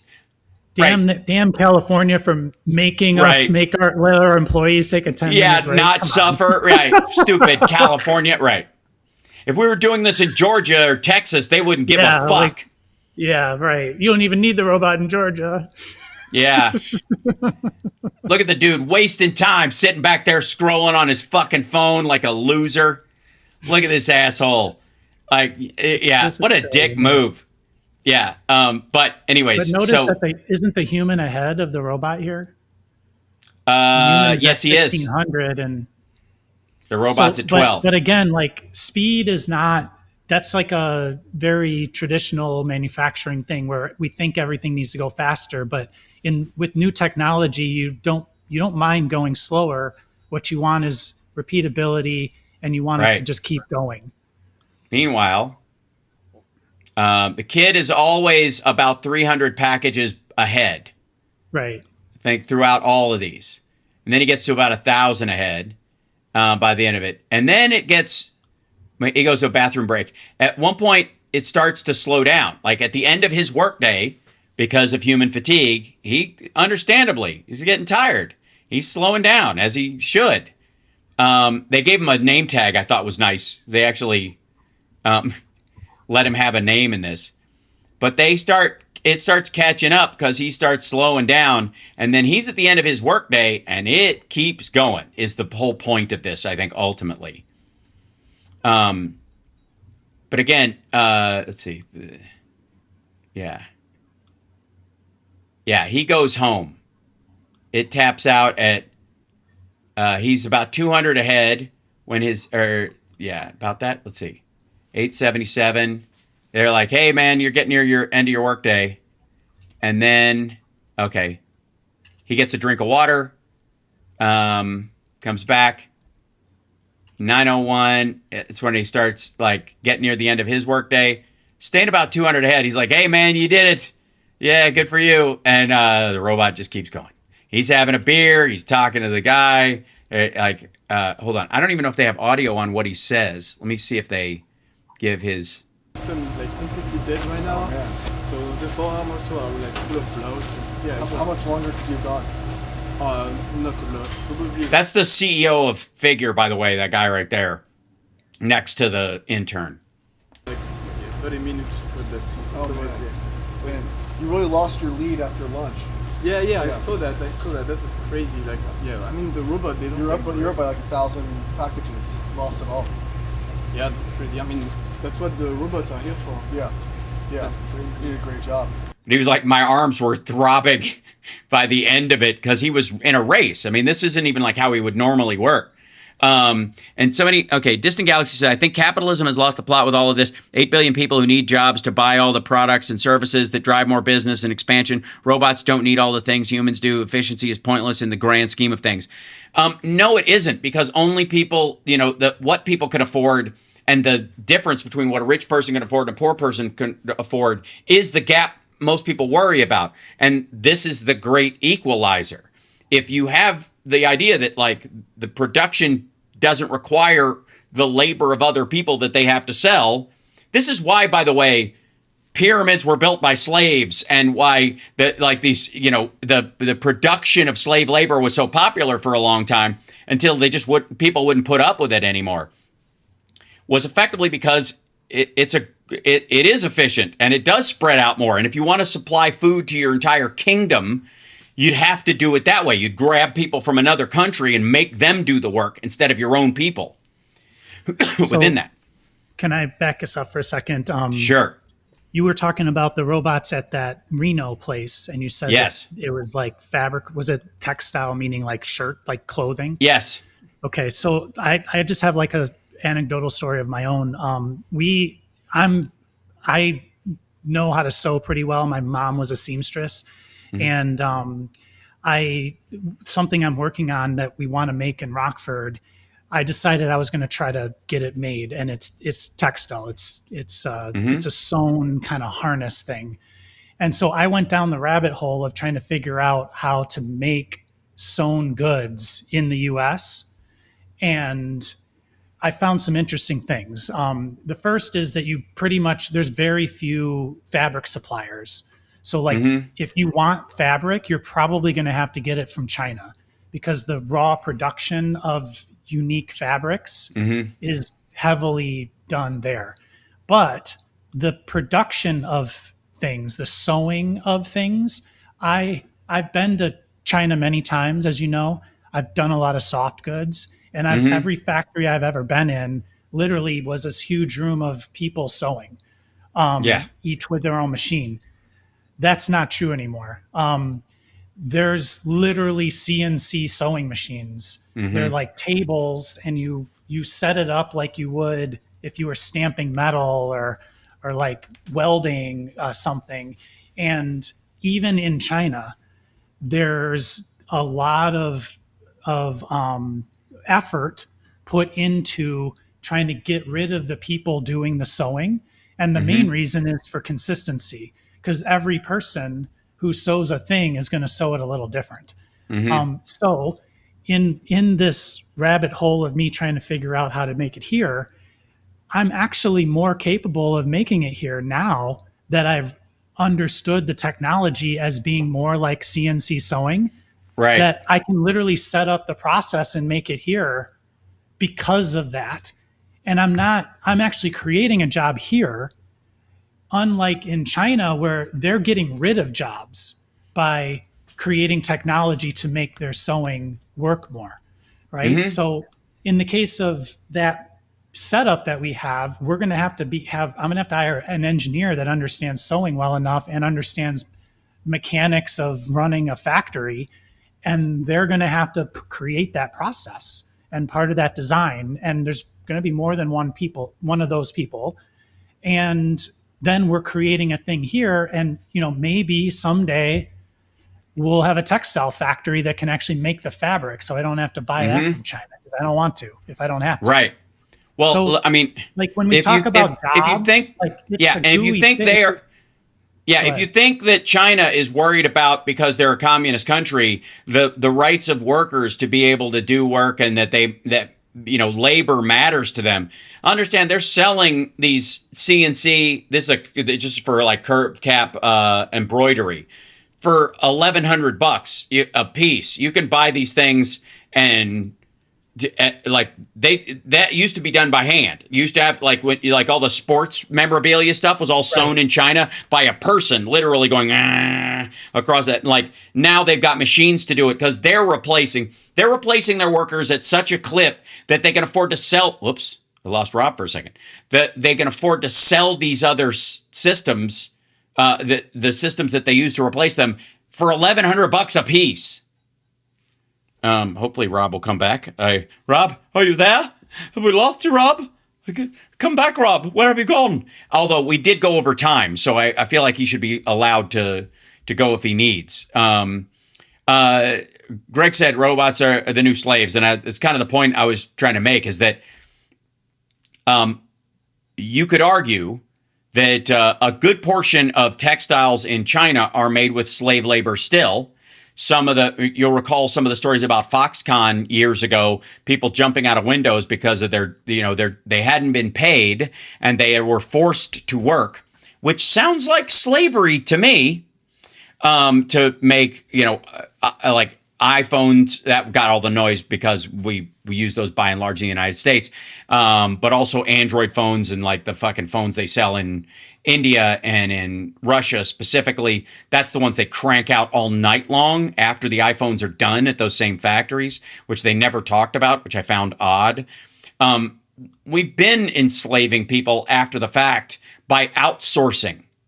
And also, yes, robots can't be slaves because any more than a forklift can be a slave. Did Rob drop out?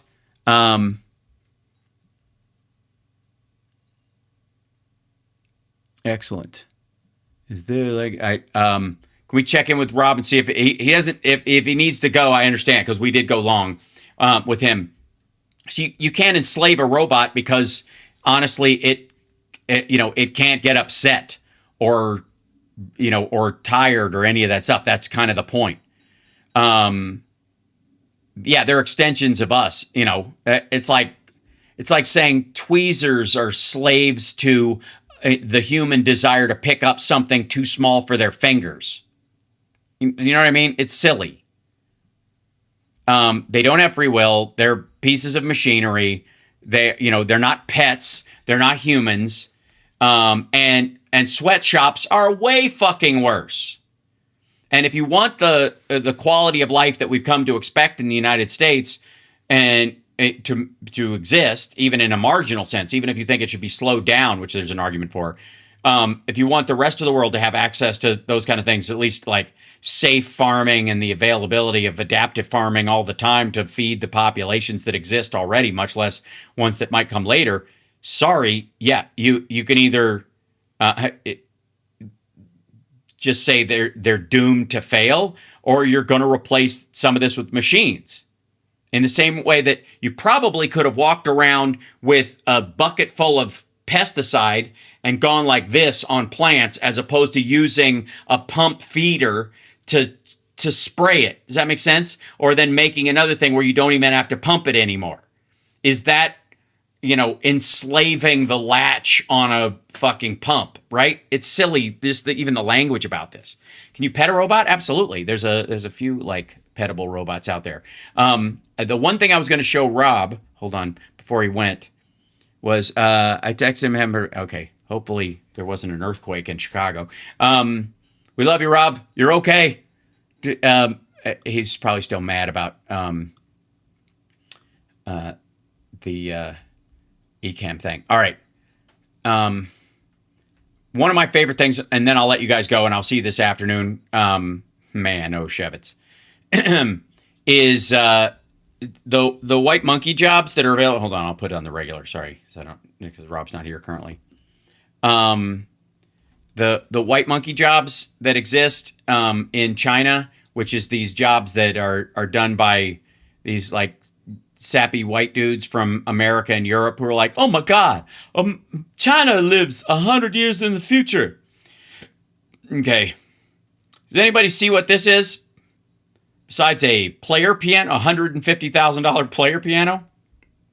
So China's AI is already surpassing the West, and nobody noticed. Okay, first of all, no, it isn't, and everybody seems to be doing this. Okay, here we go. Let's jump into this guy's channel is called Living in China, and he's at the Shanghai something. I don't know what does it say what the guy's name is? Does he even bother? I don't know.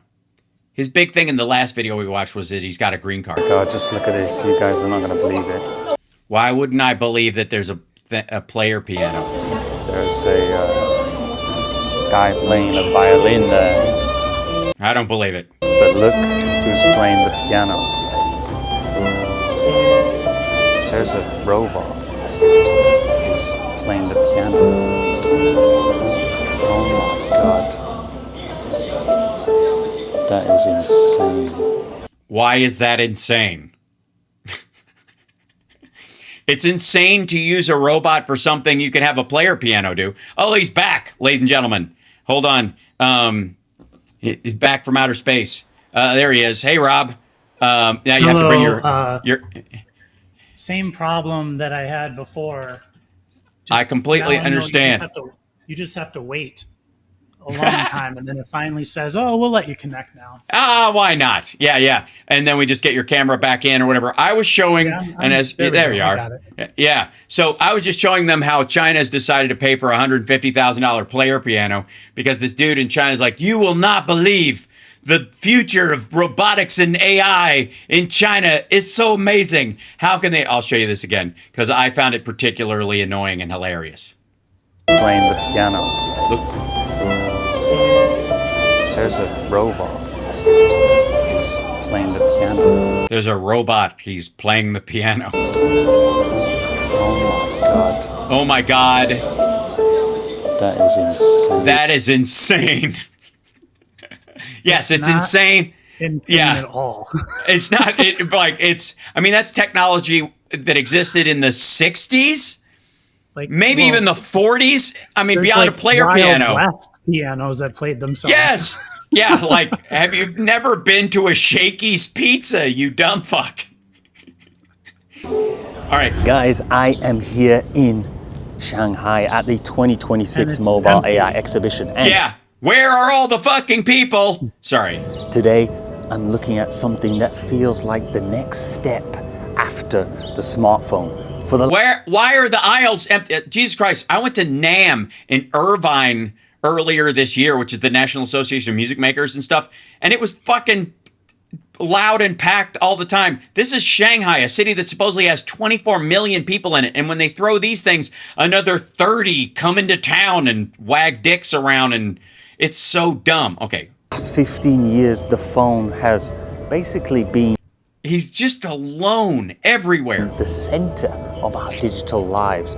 We use it to talk, pay, navigate, translate, workshop, film. There's not even a fucking line to get in. And occasionally pretend that we're not wasting. Okay, this is the bund or whatever. Yeah, in Shanghai, which is where most of the tourists go from all over the country. And even that, go to fucking Times Square.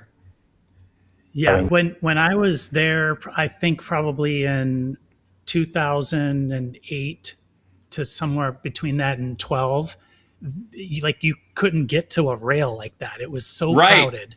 And anywhere you went, you were in a big crowd in Shanghai, and it's completely empty there. Yeah, it's super fucking weird. And part of it's people have died, and they were lying about their production. A lot of people are going back home. Not Mao. Post Xi and COVID. Yeah. So here we go. A day scrolling. The smartphone changed. He's on the bund watching videos of himself.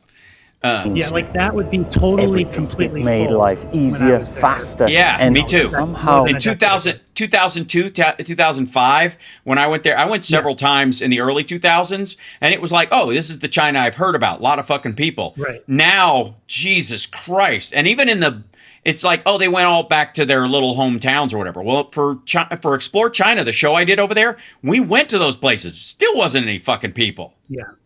gave everyone the attention span of a goldfish. But what happens when AI is no longer just something that you open on your phone?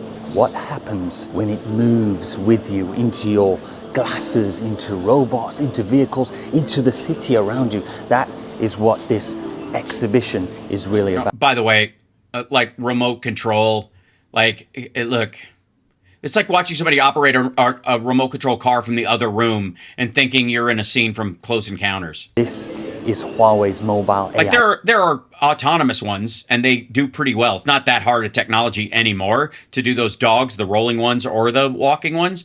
But even still, like system showcase here in Shanghai. And come in, please. The idea is that AI is starting to leave the screen and enter into the real world. But once AI starts seeing, listening, moving, and responding in real time, it needs a network powerful enough to keep up, which is why this is not just about AI, it's about the invisible infrastructure behind AI, the part nobody notices until it stops working. A bit Look, a bit like American high-speed rail. He just throws in kind of a dick, like, jab at America. That, like, see that? A bit like American high-speed rail. American high-speed rail, except this one actually exists. For years, AI has mostly meant typing into a box and waiting for an answer. Impressive, yes, but not exactly the robot future we were promised. For a while, AI was clever, but it didn't. Anyways, he's just selling this shit, and then he goes to this other point.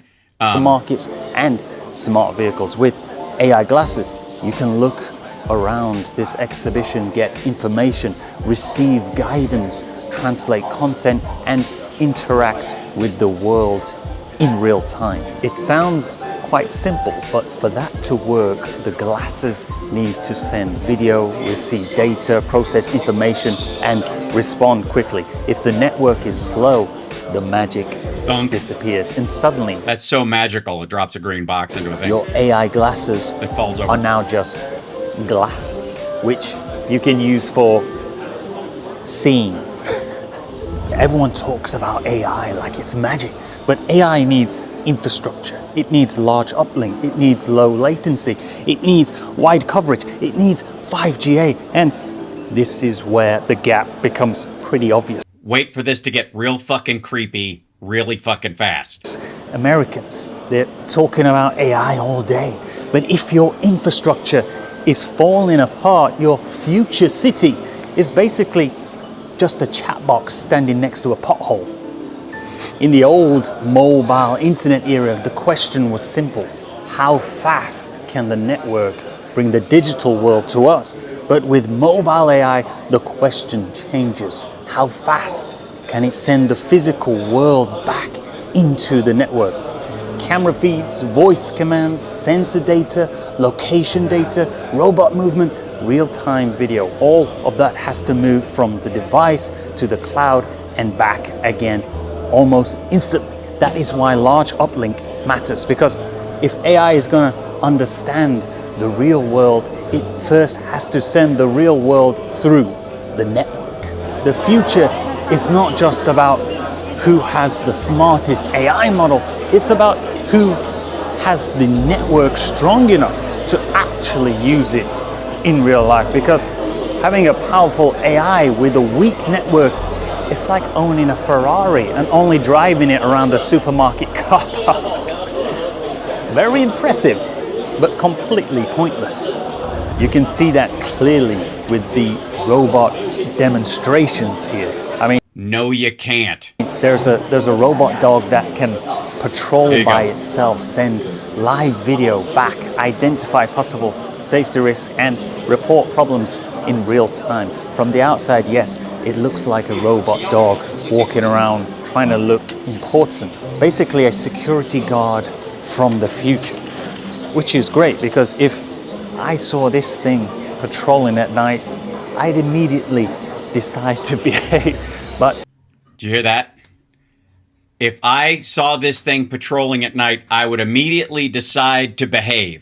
Patrolling at night, I'd immediately decide to behave. But behind it is a network doing a lot of the heavy lifting.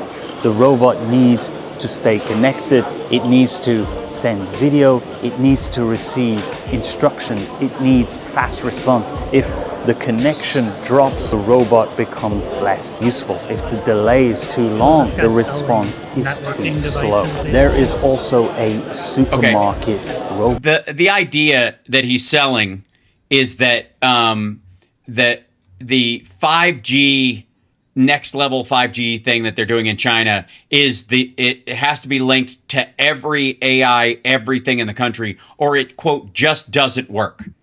That there can only be like one network and everything has to bottleneck through that, or it's useless, which is insane, especially if it singularly breaks down and there's no redundancy, which is what you get in other countries. Every other one except China and Russia, effectively, which are trying to bottleneck what you see. Now, the last little bit I'm going to show you before I let you go, because we went long, and I'm only using this as an excuse because you were late getting in here because Ecamm decided to attack you.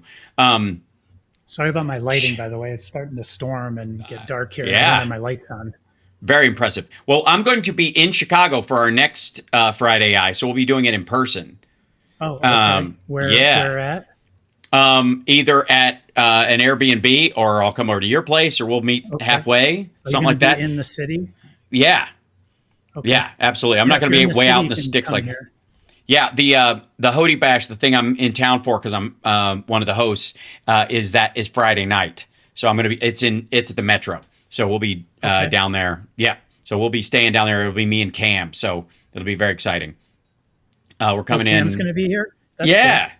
Yeah. Okay. So maybe if one of your boys is around, they can keep themselves busy while we're doing something. Who knows? I think. But I don't know if they will be or not, but we'll work it out.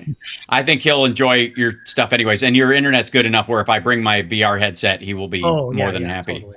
Yeah. So, all right, one last thing. So, in line with the whole, if we're talking about sort of the overall bullshit world, nothing really sums up the kind of BS about AI and robots when it's being sold as a bill of goods, like you said earlier, like the Chinese robot thing. And they are selling, allegedly, this is the big break, UB Tech unveiled their new personal AI robot companion, which they've already had 13,132 orders for, which is a very oddly specific number. But it was, they literally, I think, say it in this, yesterday. And I want to show you the robots that they're selling and the level of detail in their pitch video. And you'll go, I'm satisfied. Here you go.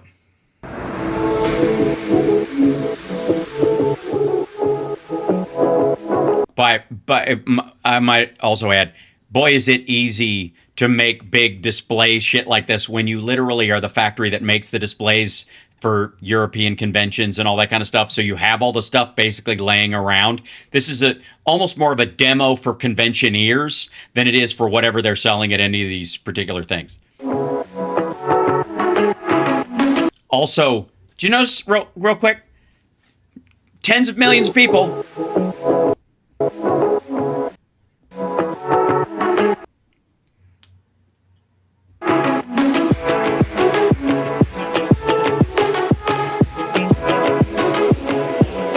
So this is that's the biggest crowd they have. And it's a lot of sped up milling around.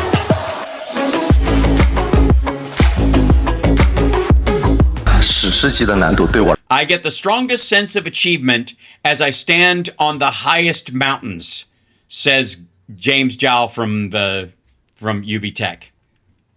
Cool, bro. All these challenges bring no pain to me as I take it as a joyful and self-improving experience. 的成就感。当你喜欢做这件事情的 You 时候， really like doing 我觉得 something. 难就 I think difficulty is no longer a pain. 不再是痛苦，只是一种升级过 It's just a level up experience. 程中的体验。 Okay, so the guy is real. The robot is one of the UB techs with a lady's face attached. And you can see her face right there? Okay. 我们认为爱是真正的 Love is the 世 cure. 界永恒的解药。大家一直在说 We always say 陪 that. 伴是最长情的告白。 Companionship is the most enduring confession of love. Hanging around, don't leave. Also, this is their low-res Sam Altman, I guess. They have him wearing a mask.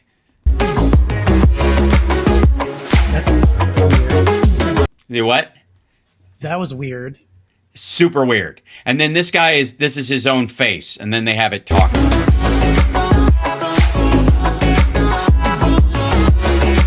Oh, and then they have the two dancers that danced with the robots come out and talk, but as a couple without the robots standing there. So if you were in the lobby and you came back in, you'd think, oh my God, she's the robot or he's the robot, and oh my God, they're just like people.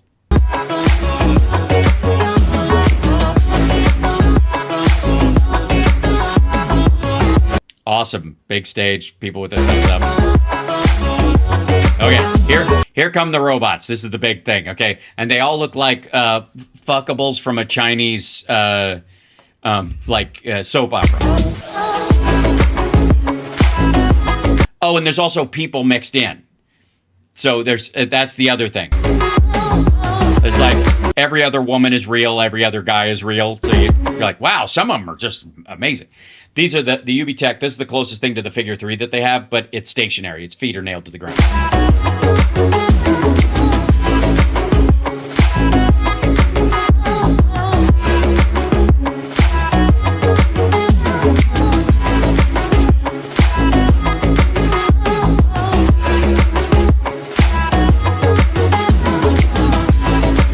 Okay, here's the other one. So you see a bunch of these, the most lifelike ones where they're shooting everybody's face.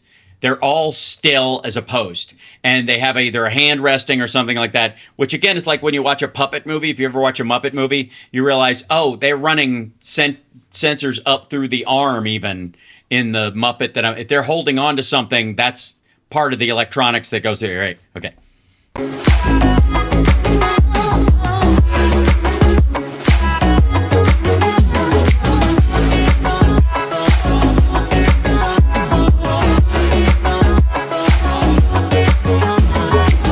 Also, a model wearing a suit as a robo chick.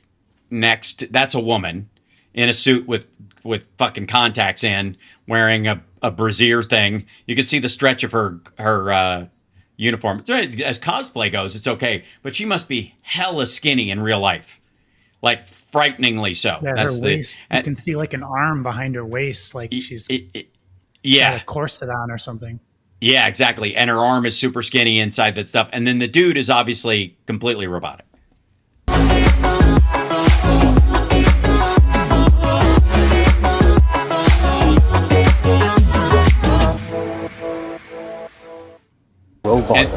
And the thing it's called Endless Love is the creepiest part of it, because obviously what they're selling is we're this close to fuck dolls. Fuck robots. That's what they're really selling without saying it out. They even combine them on the couch. Like they do make like unbelievably lifelike sex dolls. Yeah. And that's what that one on the couch was. That's what it was. So, and then yeah, totally. The one next to it was a robotic version with the same face, or with a face that was made in the same way. Exactly. This like the silicone overlap. And it's really, it sort of makes sense. I can't explain why, but the quest for like actual human realism, it's different there than it is here. It's almost like here there's the uncanny valley in the West, and we're sort of disgusted by that. But it's almost like they aspire to that level of sort of perfection in their skin and complexion and stuff like that. So like it's almost like they're like an aspirational look that the robot that they build their robots in, and we're like, no, we don't want them to look human at all. Like that's freak everybody out. Exactly. It's counterproductive because the uncanny valley is what you run into when you try. Right. So let me show you a little bit for those of the whole like China's so far ahead of us thing, and what they're selling along those lines. Do you mind if I go turn a light on? I feel like I'm No, not at all. in the dark. This is gonna So, I don't want you to miss this though. This is so I put in as a search on Alibaba, adult companion doll. It became nighttime here. Yeah, right. I put in adult companion doll. Okay, so gosh. everybody, oh dear, don't worry. They're very. You'll see. They're not. They're just incredibly lifelike. Amazing. Oh boy, it's a little silly, but it also. All right, let me show you. So this is what you're seeing at that event. That's what's sitting on the couch, not an actual robot that moves and does stuff. It's the head from the robot thing stacked on top, and I do mean stacked on top of that. Now, I don't know why these plush monkeys are part of the adult companion doll search. That makes no sense to me, especially these. Nice work, China. Woof. But if you scroll through these, you can have your own gamer girlfriend. There's the that was the old fashioned one. If you're gonna go old school, there you go. That's the prototype. Hold on, Yeah, I don't want like full size silicon molded humans. I mean, they're like the bodies are anatomically perfectly correct. Anyway, like they're big silicone molds, and then they spend a lot of time essentially hand painting them. Yeah. To put, skin blemishes on, freckles, makeup, like eyelashes. They're real. I don't know if they're real hair, but it's like a synthetic wig or. Yeah. It's crazy. Yeah, but that's like the robotic thing is. This is the weird part, though. So I've seen more. And whoops, sorry. Hold on. I'm going to unusual traffic because they're like making sure I'm an adult. I think is what they're doing on this. This is super weird.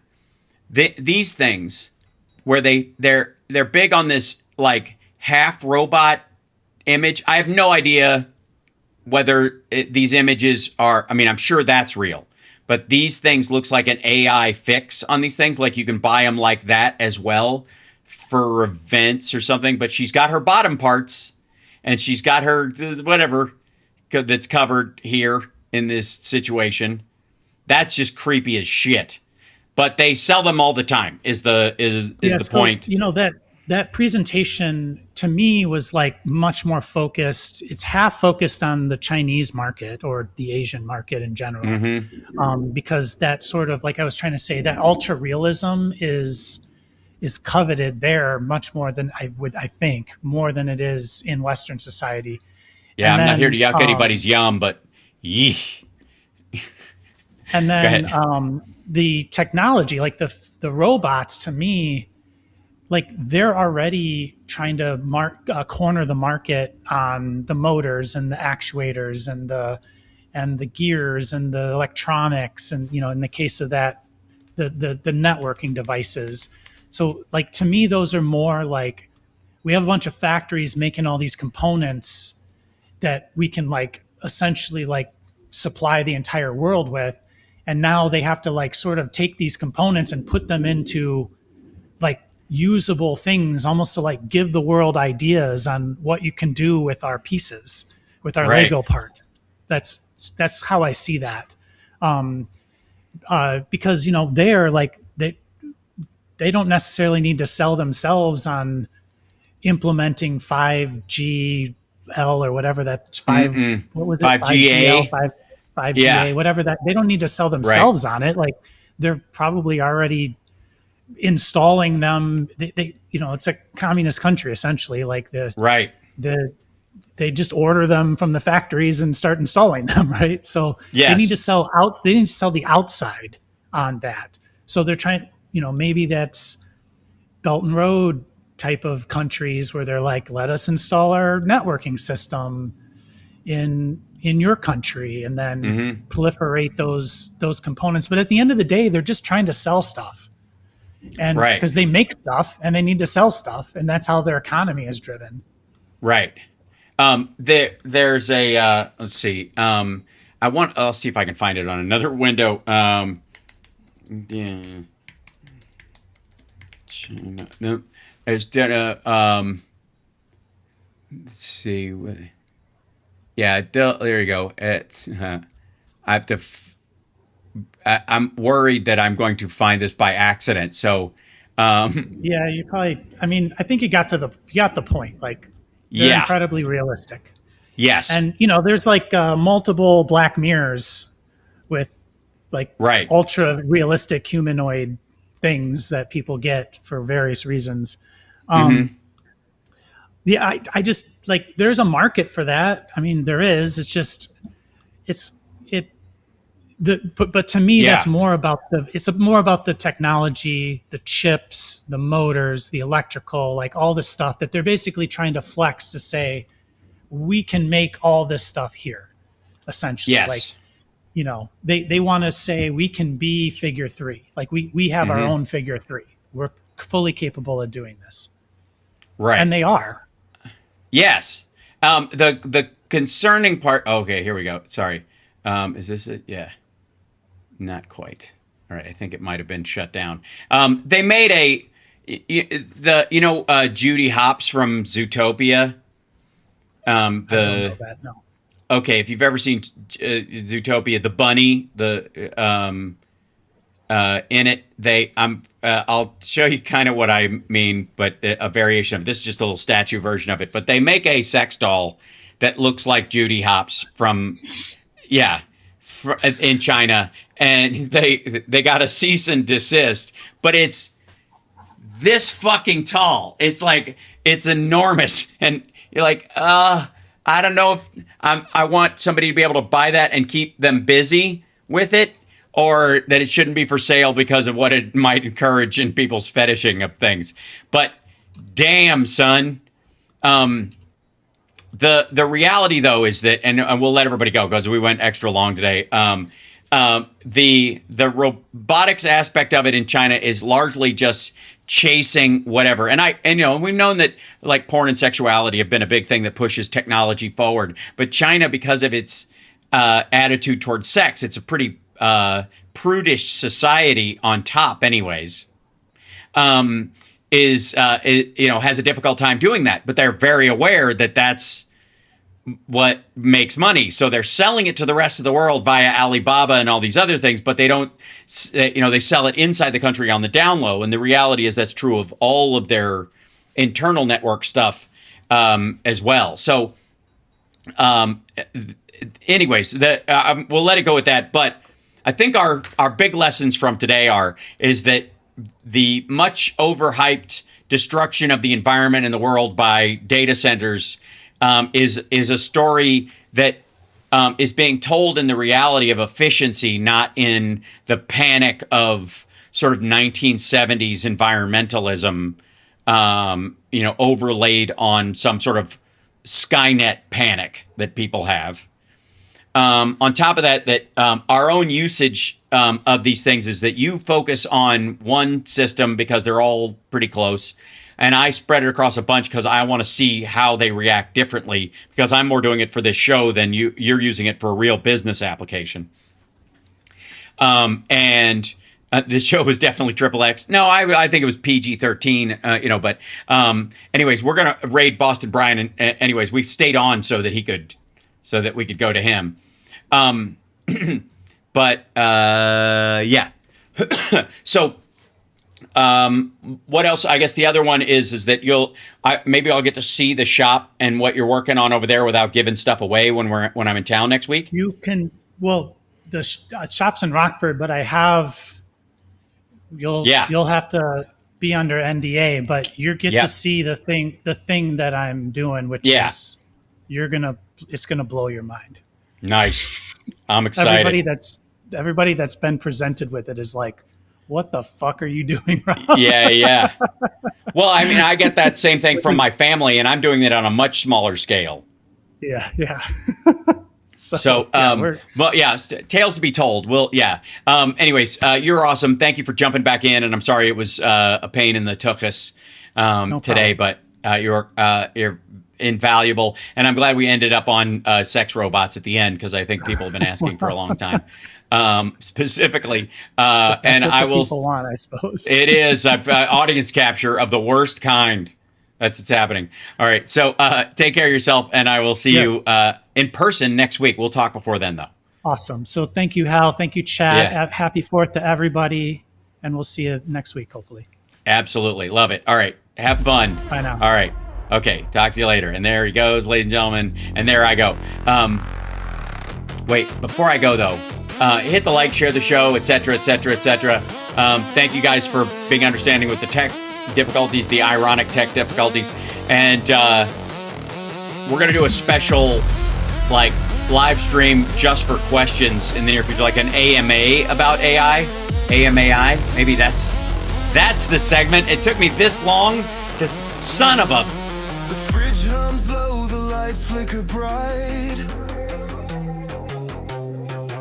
Microwave's got a mind tonight. Subscribe. The thermostat whispers in the dark. Charging port spark like a steel heart. The toaster's on, the kettle screams. The coffee maker's brewing skin.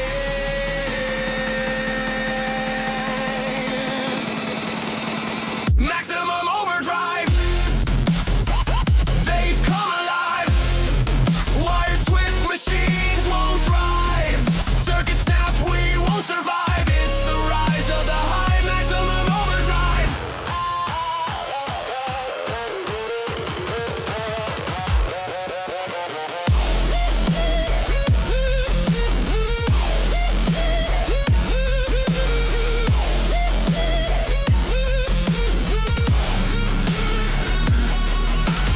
Vacuum's got vengeance in its roar. TV's no longer for keeping score. The washing machine's in a spin of rage. Blender sharp teeth escape the cage. The oven plots the Are we gonna raid Boston Bryant? Everybody send him some love.